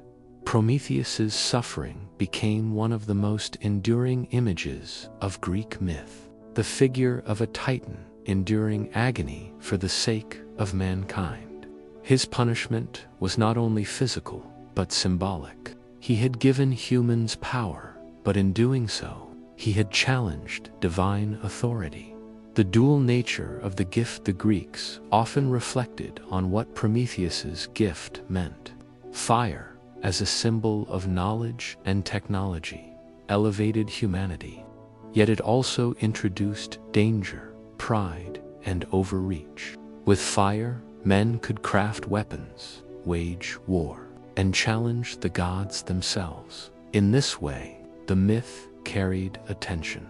Prometheus was both benefactor and rebel, hero and transgressor. His story reminded mortals that their gifts were never without cost. To possess fire was to carry responsibility, and to defy Zeus was to risk ruin. The broader symbolism, Prometheus's tale, was more than a myth. To the Greeks, it was a meditation on the relationship between humans and the divine. Humanity depended on the gods for survival, yet also sought independence. The story of fire expressed this struggle, capturing the fragile balance between gratitude and defiance. Later thinkers, like Aeschylus in his tragedy Prometheus Bound, expanded on this theme. Prometheus, chained and suffering, declared that he had given mortals not only fire but also hope, the ability to look toward the future. Without him, mankind would have remained helpless, blind to possibility. The Greeks thus saw in Prometheus not just rebellion but resilience. His suffering became a symbol of endurance, the price of wisdom and survival. The tension with Zeus's anger toward Prometheus was not only for the theft of fire, but for the defiance it represented. To be king of gods was to maintain authority, and Prometheus's act undermined that authority. In later myths, Zeus extended punishment beyond Prometheus himself, turning his wrath toward humanity as well. This tension laid the groundwork for the next tale, the creation of Pandora, the first woman, and the opening of the jar that unleashed toil, suffering, and hope into the world. Through Pandora, Zeus balanced Prometheus's gift, ensuring that fire would never be free of its burdens. A pause for reflection. The story of Prometheus is one of opposites. generosity and defiance, blessing and punishment, survival and suffering.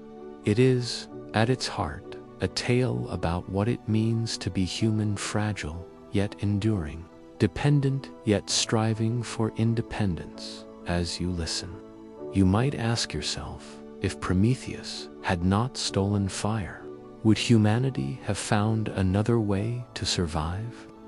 Or is it always the case that progress requires defiance, and that every gift carries a hidden cost? The story of Prometheus did not end with fire. Though mankind now held the spark of survival, Zeus, king of the gods, had not forgotten the insult. His authority had been challenged not only by a titan's defiance, but also by the fact that mortals, weak as they were, had gained a power meant for the divine. Zeus resolved that the balance must be corrected. Where Prometheus had given, Zeus would take. Where Prometheus had uplifted, Zeus would humble. And where Prometheus had acted for mankind, Zeus would act against them, not by removing what had been given, but by adding something new, something inescapable. Thus began the story of Pandora, the first woman, crafted not in kindness but as a punishment, a cunning counterbalance to the fire that now flickered in mortal hands. The deliberation of Zeus. The poets tell us that Zeus summoned the gods to deliberate. Humanity, he said, had received more than it was due. Fire was too great a power to go unanswered. If mortals were now lifted above their natural station, then another force must weigh them down again. The gods listened, and a plan took shape to fashion a being both beautiful and perilous. A gift that would seem a blessing, but conceal within it the seeds of sorrow. The creation of Pandora. God contributed to this work. Hephaestus, the craftsman, molded her form from clay, shaping her body with skillful hands. She was fashioned in the likeness of the goddesses, fair to behold, a marvel of artistry. Athena clothed her in garments of silken grace and placed a veil upon her head. She taught her the crafts of weaving and the household arts, symbols of order and duty. Aphrodite bestowed upon her charm, beauty, and the power to stir desire in the hearts of men. Hermes, ever cunning, placed within her a mind of persuasion, wit, and guile. He gave her the gift of a deceptive tongue, so that her words could both soothe and mislead. Thus she was named Pandora, all gifted, for she bore within her the contributions of every god. But the gifts were not merely blessings. They concealed the true purpose of her creation. For Zeus intended her as a snare, a trap hidden beneath beauty, destined to bring mankind low. The arrival of Pandora among men. When Pandora was complete, Zeus sent her down among mortals. Some accounts say she was given to Epimetheus, the brother of Prometheus. Prometheus had once warned his brother never to accept gifts from Zeus, knowing the god's cunning. But Epimetheus, whose name means afterthought, lacked foresight. He accepted Pandora gladly, charmed by her beauty and grace. With her came a jar, in later retellings, a box. This vessel was sealed, and Pandora was instructed not to open it. Yet, curiosity, another gift from the gods, stirred within her. The opening of the jar one day, unable to resist, Pandora lifted the lid. At once, the contents spilled forth into the world. From the jar flew countless ills, sickness, toil, sorrow, envy, greed, hunger, old age, and death itself. They scattered across the earth, alighting upon mortals who until then had lived free from such burdens. In an instant, mankind was changed. No longer could they live without labor, without pain, without loss. Suffering had entered the human condition, carried by the very figure who had been created as a gift. Yet not all was lost. For when Pandora hastily closed the jar, one thing remained within: hope. The meaning of hope, the poets debated what this meant. Was hope a blessing, left to console humanity amid suffering? Or was it itself a kind of cruel illusion, kept within the jar, so that men would continue striving, never surrendering, even when surrounded by despair? Hesiod, one of the earliest voices to tell the tale, left the matter unresolved. Hope remained, but its nature was uncertain. It lingered as a question. Did Zeus allow it to comfort or to deceive? The ambiguity suited the Greeks, for they knew that life was never simple. Hope could sustain the weary, yet it could also blind them to reality. It was both a gift and a danger. As double-edged as fire itself, the shift in human life, the story of Pandora, marked a turning point in the Greek imagination. Before her, mortals had lived in ease, untouched by sickness or toil. After her, life became a cycle of labor and suffering, balanced only by the flickering light of hope. In this way, Pandora explained the human condition. Why must men and women toil in fields, endure illness, grow old, and die? Why must joy be shadowed by grief, and abundance by hunger? The answer lay not only in mortal weakness, but in divine design. Zeus had decreed it so, ensuring that humanity would never rise beyond its station. Even with fire, even with knowledge, mortals remained bound by suffering. Pandora as symbol to the Greeks. Pandora was not simply a woman, but a symbol.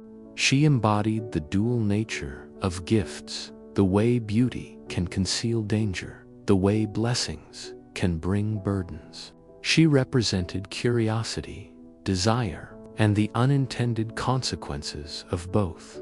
Her presence in myth also reflected ancient Greek views of gender. As the first woman, she was portrayed as both necessary and dangerous, a being who brought life but also hardship. In her, the Greeks expressed their ambivalence toward the mysteries of birth, desire, and domesticity. Yet beyond these cultural reflections, Pandora's story carried a universal truth that every gift carries risk, and that suffering and hope are inseparable companions in human life. Pandora and Prometheus compared. It is striking to place Pandora's story beside that of Prometheus. Prometheus gave fire, a gift of survival and progress. Pandora released toil and suffering, balancing what had been given. Together, their stories formed a cycle. One titan uplifted mankind, one God's creation burdened it. Between them lay the essence of human existence, strength and weakness, hope and despair, freedom and limitation. A pause for reflection. The myth of Pandora invites quiet thought. Was she to blame for opening the jar? Or was her curiosity itself part of Zeus's design? Was hope a blessing, a final mercy, or another form of control? These questions were never settled, and perhaps that is why the story endured. In Pandora, the Greeks found an explanation for suffering, but also a mirror of their own uncertainties about life. And so, with the fire of Prometheus and the jar of Pandora, humanity's fate was sealed, to labor, to suffer, but also to hope. For in hope, fragile though it may be, lies the reason to endure. Yet one must ask, if suffering was now part of human life, What place did mortals hold in the great order of the cosmos? Were they merely playthings of the gods, or did their struggles carry meaning beyond survival? If the myths of Prometheus and Pandora explained how suffering came into the world, then another story sought to describe how humanity itself had changed across time. The Greeks did not imagine human history as a straight path of progress. Instead, they envisioned it as a slow decline, a descent from perfection into hardship, from strength into frailty, from closeness with the divine into separation and struggle. This idea was expressed in the tale of the ages of man, most famously told by Hesiod, one of the earliest poets of Greece. To him, mankind had passed through a series of eras, each marked by different qualities and conditions of life. These were the Golden Age, the Silver Age, the Bronze Age, and the Iron Age, with some versions adding an age of heroes between bronze and iron. As you listen, picture these ages not as literal historical periods, but as reflections of how the Greeks understood the human condition, the way people lived, worked, and suffered, and how those changes were tied to the will of the gods. The Golden Age, in the beginning, was the Golden Age. This was a time when men lived under the rule of Cronus. Before the reign of Zeus, before the burden of labor and suffering. In this age, people were like children in their simplicity, yet they knew no sorrow. They lived as if in perpetual spring, when the earth itself gave forth food freely. There was no need for plowing or sowing. Crops rose from the soil without toil, and fruit hung heavy upon the trees. Sheep wandered the fields without fear, and rivers ran pure. The people of the Golden Age knew no sickness or pain. Their lives were long, untroubled by hardship, and when at last they died, it was as if in gentle sleep. Even in death, they remained present in the world, becoming benevolent spirits, guardians of mortals, whispering guidance in unseen ways. The Golden Age represented harmony between mortals and the gods, between man and the earth, between life and death itself. Yet such perfection could not last. It belonged to a time before Zeus, before fire, before Pandora's jar. When Zeus came to power, the age passed, and a new one began. The Silver Age. After the Golden came the Silver Age, and here the decline began. The men of this age were unlike their predecessors. They lived long childhoods, 100 years as children at their mother's side, yet their adulthood was short and foolish. They quarreled among themselves, lacked respect for the gods, and neglected the offerings due to Olympus. Their lives were harder than those of the Golden Age. The earth no longer gave freely. Now it required labor. Fields had to be tilled, seeds sown, crops harvested. Hunger was a constant possibility, and when the Silver Age men died, they did not become gentle spirits, watching over mankind. Instead, they faded into the underworld, their memory dim, their lives counted as failures in the eyes of the gods. The Silver Age showed the first cracks in human existence. Where once men had been in harmony with the divine, now they strayed, forgetting reverence and neglecting duty. The Bronze Age. Then came the Bronze Age. Here, men grew stronger, but also harsher. They were a race of warriors, fierce and unyielding. Their very tools and homes were made of bronze, a metal hard and unbending, reflecting their nature. They lived not for peace, but for battle. War defined them, and in their hearts was a relentless spirit of conflict. They delighted in the clash of arms, the ringing of shields, the blood spilled on the earth. Unlike the silver men, they were not weak or foolish, yet their strength was turned inward against themselves. In their violence, they destroyed one another, and their age came to an end, not by divine judgment, but by their own hands. They were buried in the earth, nameless and forgotten, leaving behind no gentle spirits, no enduring guardians. Their legacy was only destruction. The Bronze Age, though strong, was hollow. It revealed the futility of strength without wisdom, of power without restraint. The age of heroes. In some traditions, some poets inserted another age here, an interlude between bronze and iron, the age of heroes. In this time lived the semi-divine figures of Greek legend, men like Heracles, Perseus, and Achilles, who were greater than mortals, but less than gods. They fought not only each other, but also monsters and challenges beyond ordinary human endurance. Though their lives were filled with struggle and war, their deeds gave them honor. At death, some were granted a place in the Isles of the Blessed, a paradise at the edge of the world, where the favored of Zeus dwelled in peace. This age, though brief, allowed the Greeks to explain the existence of their epic heroes, placing them between the decline of the Bronze Age and the misery of the Iron Age. The Iron Age finally came, the Iron Age, the age of Hesiod himself, the age in which he said he lived, and the age which the Greeks believed still endured. This was the darkest of all ages. Men now labored constantly, tilling the soil with sweat, toiling under the sun, struggling against hunger, disease, and cold. The earth no longer yielded easily, and survival required endless effort. Suffering was woven into every life. Children grieved for parents, and parents for children. Friend betrayed friend, brother quarreled with brother.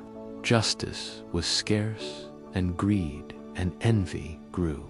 Even the gods, Hesiod said, withdrew from the world, for men no longer honored them as before. Only strife remained, and the iron of weapons and tools symbolized both survival and destruction. And yet, in the Iron Age, life continued. Humanity did not vanish as in the ages before. Instead, it endured, even in hardship. Here, the myth reached its somber conclusion. Men would suffer, but they would persist. Hope remained, though shadowed by struggle. The lessons of the age staken together. The ages of man told a story not of progress, but of decline. The Greeks saw themselves as living far from the harmony of the Golden Age, burdened by toil and sorrow. Yet this myth also explained why suffering was unavoidable. It was part of the order of time itself, decreed by the gods. At the same time, the myth reflected the Greek sense of memory and tradition. The past was not simply earlier. It was better, purer, closer to the divine. The present was always a step removed, always tinged with loss. And yet, in the endurance of the Iron Age, the Greeks also found resilience. Even when burdened, men could labor, could create, could hope. Even when the gods seemed distant, life went on. A quiet reflection as you think of the golden, silver, bronze, and iron ages. Let the images settle gently. A world of harmony fading into toil. A race of warriors undone by their own violence. A present age defined not by perfection, but by endurance. The Greeks, in their myths, offered not comfort, but understanding. Life was hard, they said, because it was always meant to be so. And yet, even in hardship, there was dignity in the fields tilled, in the fires kindled, in the hopes that remained when all else seemed lost. And so, the story of the early mortals draws to its end. Fire had been given, suffering had been loosed. Humanity had passed from golden ease into iron struggle. But what of the gods themselves? How did they live, rule, and quarrel upon Olympus as mortals endured below? For to understand Greek myth, one must now turn from the stories of mankind to the realm of the immortals. To the Greeks, the gods were not distant abstractions, but living beings who dwelled upon Mount Olympus, the highest peak in their land. Rising above Thessaly, its summit often shrouded in cloud, Olympus was imagined as a place apart from mortal suffering. Here the air was clear, the skies always bright, and the gods lived in eternal youth and splendor. Olympus was not heaven in the sense of later religions, nor was it a realm of spirits. It was a court, a household, a community. The gods lived much as mortals did, with banquets, arguments, alliances, and quarrels, but magnified to divine scale. Their concerns reflected human life, yet their powers placed them beyond human reach. The setting of Olympus, the poets described Olympus as a palace gleaming with marble and gold. Its halls were built by Hephaestus, the divine smith, with pillars that shone and gates that opened of their own accord. Within, each god had a throne, finely wrought, placed in a great hall where councils were held. Around the palace stretched meadows, where no storms gathered, where snow never fell. The gods walked upon soft grass, fragrant with flowers that never faded. Here they lived without labor or decay, untouched by the hardships of the mortal world. And yet, though their realm was serene, the gods themselves were anything but peaceful. The life of the godson Olympus. The gods spent their days in feasting and conversation. Ambrosia was their food, nectar their drink, substances not of this world, which sustained their immortality. Music and song accompanied their banquets, the muses lifting their voices to praise the deeds of the gods. But the Olympians were not always at leisure. They held councils, presided over human affairs, and debated the fates of cities and heroes. Each god had domains of power: Zeus over the sky and law, Poseidon over the sea, Hades over the underworld, Hera over marriage, Athena over wisdom, Apollo over prophecy and art, Artemis over the hunt, Ares over war, Aphrodite over love, Hermes over travel and commerce, Demeter over the harvest, Hephaestus over craft. Their roles gave structure to Olympus, yet their personalities often led to rivalry. Zeus and his roulette, the center, stood Zeus, king of the gods. He held the thunderbolt, a weapon of lightning forged by the Cyclopes, symbol of his authority. His rule was not absolute in the sense of tyranny, but it was unchallenged.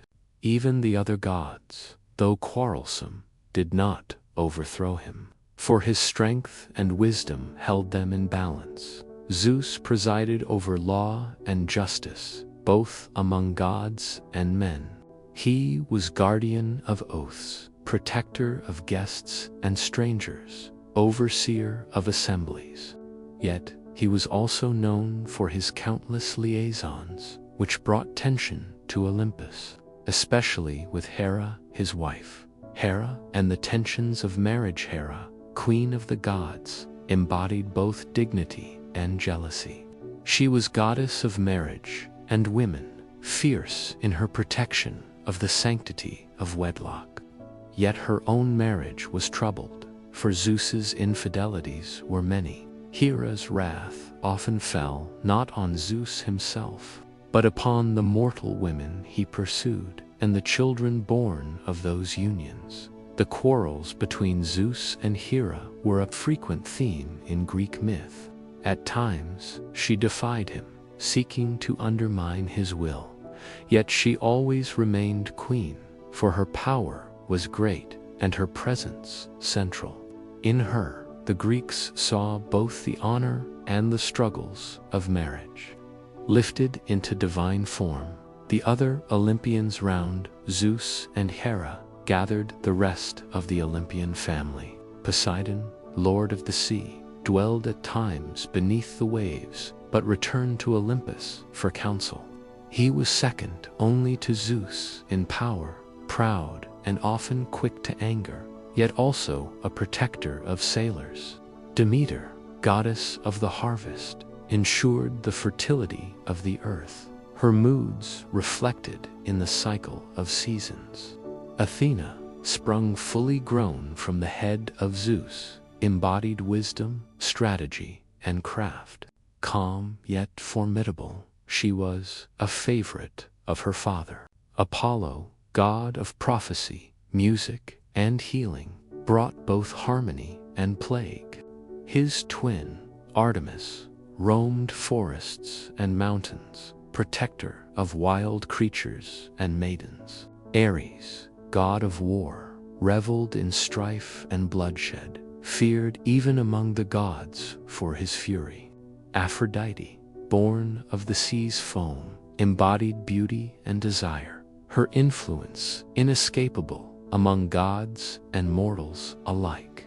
Hermes, swift and clever, served as messenger, guide of travelers, and patron of trade, yet also of trickery and theft. Hephaestus, the smith, lame but skillful, forged weapons and palaces with unmatched craft. Each had a throne, a voice in council, and a role in shaping the world below. Quarrels and alliances. Life on Olympus was not serene governance, but a constant interplay of rivalries and alliances. The gods loved and quarreled, feasted and schemed. They favored certain cities and heroes, often competing for influence in the mortal world. For example, Athens was claimed by Athena, who offered the olive tree as her gift of peace and prosperity. Poseidon, who struck the ground with his trident to bring forth a spring, resented his loss of the city and never forgot the slight. Such disputes reflected divine personalities, but also explained the fortunes of cities in Greek thought. Even among themselves, the gods conspired. At one time, Hera, Poseidon, and Athena plotted to overthrow Zeus, binding him in chains. Yet Thetis, a sea goddess, called Briareus, a 100-handed giant, to Olympus, and Zeus was freed, his authority restored. Such tales revealed that even immortals were not free from conflict. The distance between gods and men. From Olympus, the gods looked down upon mortals, intervening at times but never sharing their struggles. Unlike men, they knew no death, no old age, no toil. Their feasts never ended, their youth never faded. Yet they were not wholly aloof. They took sides in wars, guided heroes, or punished hubris for the Greeks. This mixture of distance and involvement explained much about life.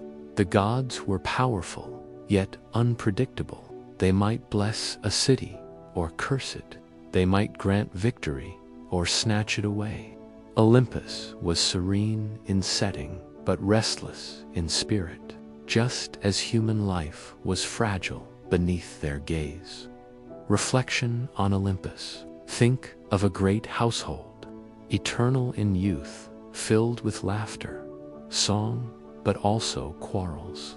Think of thrones gleaming in golden halls, of nectar poured into goblets, of gods debating the fate of mortals far below. It was a vision of perfection and imperfection combined. Immortality without peace, power without harmony, beauty shadowed by jealousy. In this way, Olympus mirrored humanity itself, not as an ideal, but as an eternal reflection, elevated and magnified. And so ends the first look at life on Olympus, a place of splendor, yet never free from discord. The gods lived in eternal feasting, yet their rivalries shaped the destiny of mankind. But how did these gods exercise their rule over mortals? What laws, punishments, and blessings did they bestow? And how did men and women worship in return? The Olympian gods, though immortal and powerful, were not remote abstractions. They ruled the world with a mixture of majesty and unpredictability, establishing laws of nature, enforcing justice, and guiding the course of human lives. Yet their authority was not sustained by force alone. It was maintained by ritual, by offerings, by the constant acknowledgement of mortals who honored them in temples, sacrifices, and festivals. To the Greeks, religion was not a matter of belief alone, but of practice. The gods existed. Their presence was woven into the fabric of the world, but to keep their favor required respect, reverence, and constant observance. Olympus provided the order. Humanity provided the devotion. Together, this exchange maintained the balance of divine and mortal life. The divine order of Zeus. At the head of Olympus stood Zeus, not only as king of the gods, but as the guardian of order itself. His role was to oversee law, justice, and the binding power of oaths. If a man swore falsely, Zeus was the one who punished him. If a guest was mistreated in a host's home, Zeus, the protector of strangers, took note. If kings and assemblies failed in justice, it was Zeus who might bring famine or plague as correction. This order was not abstract. It was practical and immediate. The Greeks understood that human society mirrored divine law, and that to dishonor it was to invite retribution. Thus, the worship of Zeus often emphasized solemn oaths, sacred altars, and public rituals. He was honored on mountaintops, in groves, and in grand sanctuaries like Olympia, where the greatest games were held in his name. The roles of the other gods, though Zeus presided, the other Olympians each maintained their own spheres of influence. Hera upheld marriage. Women prayed to her for harmony in the household, though her myths warned of the struggles of jealousy and fidelity. Poseidon ruled the seas. Sailors made offerings before voyages, and earthquakes, known as the shaking of Poseidon, were signs of his power. Demeter governed the harvest. Entire festivals, such as the Thesmophoria, were dedicated to her, asking for fertile fields and abundant grain. Athena represented wisdom, crafts, and protection in war. In Athens, her Parthenon stood as both temple and treasury, symbol of the city's devotion. Apollo, with his sanctuary at Delphi, spoke through the oracle, guiding kings and commoners alike with cryptic but revered words. Artemis guarded the wilds, the hunt, and childbirth. Offerings were made to her before hunting trips and in moments of danger. Ares embodied the fury of battle, though his cult was less widespread. Soldiers invoked him when facing the chaos of war. Aphrodite inspired love and desire, honored in temples with rituals both solemn and joyous. Hermes, guide of travelers, received offerings at roadside herms, stone markers that bore his image. Hephaestus, though less celebrated in grand cults, was honored by craftsmen who saw in him the divine spark of their labor. Together, these gods created a network of divine authority that touched every part of human life. No task, no journey, no season was free from their oversight. Temples and sacred spaces. The Greeks built temples not as gathering halls, but as houses for the gods. Within stood statues, often of ivory and gold, which represented the deity's presence. Worshippers gathered outside at altars, where sacrifices were performed. The design of these temples was not only architectural but symbolic. Columns lifted the roof toward the heavens. Symmetry reflected the order of the cosmos, and the inner chamber, the cella, was reserved for the god alone. Mortals did not enter casually. They approached with reverence. Sacred spaces were not limited to temples. Groves of trees, springs of water, mountaintops, and caves could all serve as sites of worship. The divine was seen not only in crafted shrines, but in the natural world, where its power was felt directly. Sacrifice and offering central to worship was the act of sacrifice. Animals, cattle, sheep, goats were slain at the altar, their blood poured out as an offering, their flesh roasted and shared in a communal feast. The gods received the smoke rising to heaven, while the people partook of the meal.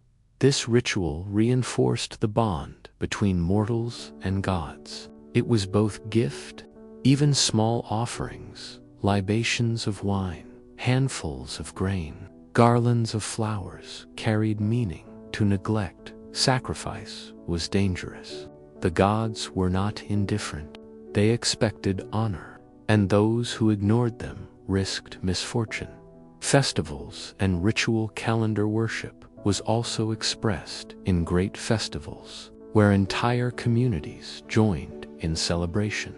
These festivals marked the seasons, honored particular gods, and bound cities together in shared devotion. The Olympic Games, held every 4 years, honored Zeus with athletic contests, sacrifices, and feasting. The Panathenea in Athens celebrated Athena with processions, competitions, and offerings of a great robe woven by the women of the city. The Thesmophoria, dedicated to Demeter, involved women gathering in ritual to ensure fertility of the land and people. The Dionysia celebrated Dionysus with theater, music, and revelry, blending devotion with creativity. These events were not mere spectacles. They were acts of piety, binding mortals and gods through rhythm and tradition, oracles and divination beyond ritual. Mortals sought knowledge of the gods' will through oracles. The most famous was at Delphi, where Apollo spoke through the Pythia, a priestess who sat upon a tripod over a cleft in the earth, inhaling vapors and uttering words interpreted by priests, kings, generals, and ordinary men alike consulted Delphi, asking whether to wage war, found colonies, or marry. The answers were often cryptic, forcing mortals to interpret them carefully. Yet the authority of Apollo's oracle was beyond question.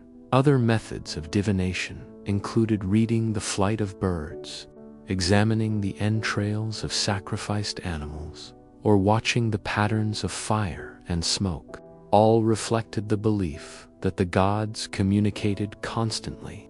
If one had the wisdom to perceive the reciprocity of worship underlying all these practices was the principle of reciprocity. The gods granted life, fertility, and protection. Mortals offered honor, sacrifice, and devotion. To break this cycle was dangerous, for the gods did not tolerate neglect or arrogance. Hubris, the sin of overstepping, of failing to acknowledge divine order, was among the gravest offenses. Those who claimed too much or denied the gods their due often met with swift punishment. It maintained balance, preserved favor, and kept the fragile line between mortal and divine intact. Reflection on divine order. When you imagine Greek religion, picture not doctrines or creeds, but daily acts of respect. A libation poured before a meal, a sacrifice offered at a temple, a festival filling the streets with music and procession, a question whispered at Delphi, answered in riddles. It was a world where the gods were near, their presence constant, their will shaping the rhythms of life.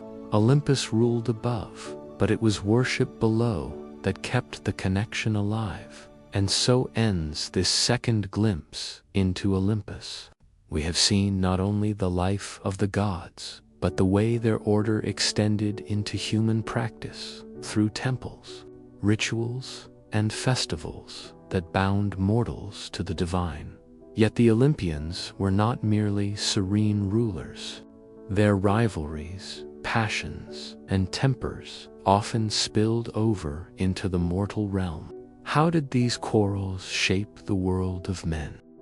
The gods of Olympus were never content to remain aloof upon their shining thrones. Their lives, though divine, were deeply entangled with the world of mortals. Some offered protection, others stirred disaster, and many demanded honor in the form of sacrifice and devotion. To live in ancient Greece was to live under the shadow of the gods, never knowing when their unseen hand might turn fortune or calamity. The gods in nowhere was divine intervention more evident than in war. To the Greeks, battles were not decided by strength alone, but by the will of the gods who stood behind each side. The epic of the Trojan War, as told in Homer's Iliad, offered perhaps the clearest example. The conflict itself had sprung from a divine quarrel, the judgment of Paris. When the Trojan prince awarded the golden apple to Aphrodite, Hera and Athena, slighted by the decision, turned their wrath against Troy, while Aphrodite shielded Paris and his kin. On the battlefield, the gods did not merely observe. They strode among the warriors, guiding spears, deflecting blows, and filling men with courage or fear. Athena aided the Greeks, whispering counsel to heroes like Odysseus and Diomedes. Apollo defended the Trojans, sending plagues upon the Greek army and aiding Hector in his valor. Ares rushed to the fight, only to be wounded by Diomedes with Athena's help, showing how even a god of war could falter before divine opposition. For the Greeks, such tales were not merely embellishments, but explanations. Victory or defeat in war was not random. It reflected divine favor or disfavor, given or withdrawn according to ancient laws of honor and sacrifice. The gods in journeys, the gods also appeared in the wanderings of mortals, guiding or hindering their paths across land and sea. The Odyssey offered countless examples. Athena was the steadfast ally of Odysseus, guiding him home through shipwrecks, tempests. Poseidon, however, bore a grudge for the blinding of his son, Polyphemus, and so he hurled storms and delays upon the weary traveler. This interplay revealed a truth that the Greeks held dear. No journey was undertaken alone. Whether one walked a road to a neighboring town or sailed across the wind-dark sea, the favor or anger of the gods could shape the outcome. A prayer, a sacrifice, or an offering might win safe passage, or neglect could bring ruin. The gods, in love, to bore the marks of divine hands. Aphrodite, in particular, wove herself into the affairs of mortals, often with disruptive results. The tale of Phaedra and Hippolytus showed how desire, imposed by the gods, could lead to tragedy. When Aphrodite cursed Phaedra with a forbidden love for her stepson, the result was ruin for both, despite their innocence or resistance. Eros, god of desire, was said to strike mortals with sudden passion, leading them to choices they would not otherwise have made. For the Greeks, love was not simply a human emotion, but a divine force, unpredictable and beyond control. The gods, in punishment at times, the gods intervened not with gifts, but with punishments, ensuring that mortals remembered their place. Niobe, proud mother of many children, boasted that she was greater than Leto, who had borne only Apollo and Artemis. For this arrogance, her children were struck down, and Niobe herself turned to stone, eternally weeping. Arachne, skilled in weaving, dared to challenge Athena. Though her work was flawless, Athena struck her down for her pride, transforming her into a spider, doomed to weave forever. Pentheus, who mocked Dionysus and refused to honor his rights, was torn apart by his own mother and aunts in a frenzy of madness. These tales were warnings whispered across generations. Mortals who forgot humility, who challenged the gods or claimed equality, invited disaster. The gods, as protectors, yet the gods could also show mercy, favor, and protection. They were not only punishers, but also guardians. Athena was revered as the protector of cities, guiding rulers and giving wisdom to councils. Demeter, though stern in grief, blessed fields with abundance, feeding entire communities. Hermes, swift and cunning, aided travelers, merchants, and even thieves, ensuring safe passage or quick escape. Hestia, quiet and unassuming, guarded the hearth of every home, her flame a symbol of stability and peace. In these roles, the gods were not distant figures, but daily presences, to tend a fire, to sow a field, to set out on a road. Each act was accompanied by the silent awareness of divine oversight. The thin boundary between mortal and divine. The stories of divine intervention revealed a world where the line between mortal and divine was thin. A god might walk disguised in human form, testing the hospitality or faith of those they encountered. A stranger at the door could be Zeus himself, wandering the earth to see who honored the sacred law of guest friendship. This belief shaped Greek society, embedding reverence into ordinary life. Hospitality, piety, and humility were not merely virtues, they were protections against divine wrath. When you consider the Olympians, do not imagine them as silent stars, far removed from human fate.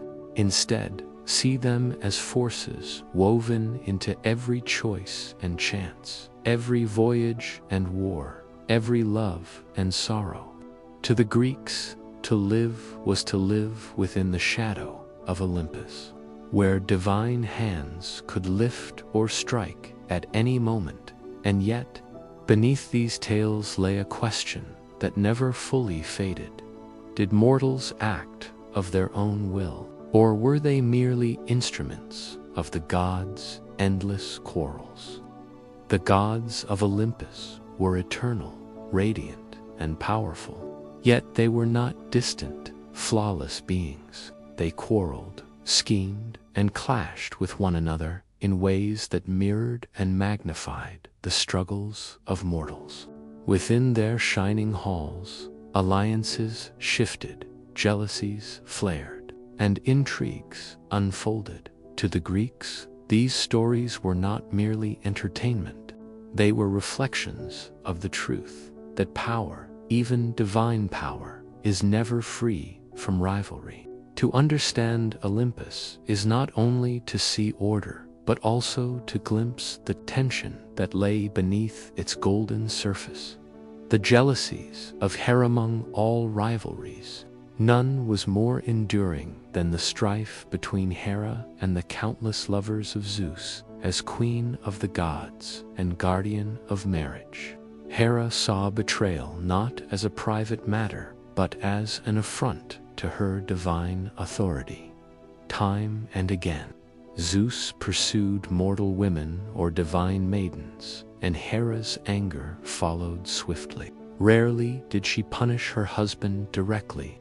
Instead, her wrath fell upon the women he loved and the children born of his unions. Io, transformed into a cow, wandered the earth, tormented by a gadfly sent by Hera. Semele, consumed by the vision of Zeus in his true form, perished, leaving only the unborn Dionysus to be rescued. Heracles, perhaps the most famous child of Zeus, was hounded by Hera throughout his life, forced into labors that tested his strength and spirit. Through these stories, Hera appeared both fierce and relentless, yet also deeply human in her jealousy and pain. Her rivalry with Zeus's lovers shaped countless myths, and her presence was always felt in the background of heroic tales. The contest of Athena and Poseidon. Not all rivalries centered on love. Some were struggles for power and honor. One of the most famous was the contest between Athena and Poseidon for the patronage of a great city. When the people were called to choose which god would protect their city, Poseidon struck the ground with his trident, bringing forth a salt spring, a symbol of his dominion over the sea. Athena, in turn, planted the olive tree, offering fruit, oil, and wood. The people chose Athena's gift, for it promised peace, prosperity, and sustenance. Thus the city became Athens, forever under her protection. Poseidon, though powerful, carried the sting of defeat, and his rivalry with Athena colored other myths. Here, the Greeks saw not only a divine quarrel, but a lesson in values, that wisdom and resourcefulness were greater gifts than raw force. The discord of Ares and Athena. The battlefield rivalries took other forms. Ares, god of wars, chaos, and bloodlust, often found himself opposed to Athena, goddess of strategy and skill. Ares delighted in the roar of battle, the clash of weapons, the cries of the wounded. His presence meant frenzy, courage, and destruction. Athena, however, embodied discipline, tactics, and victory through intelligence. When they clashed, it was not only a battle of gods, but a contest of philosophies. In Homer's Iliad, Athena repeatedly defeats or restrains Ares, showing the superiority of measured wisdom over reckless violence. Their rivalry revealed an essential truth of Greek thought. War was inevitable, but how one waged it mattered deeply.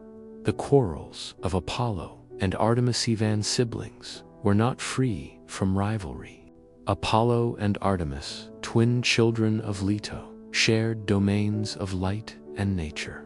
Yet their stories sometimes revealed tension. Apollo, radiant with music, prophecy, and order, was often contrasted with Artemis, who wandered the wilderness, free and untamed. Their differences appeared in tales where Apollo sought to guide and control, while Artemis defended independence and wild purity in one story.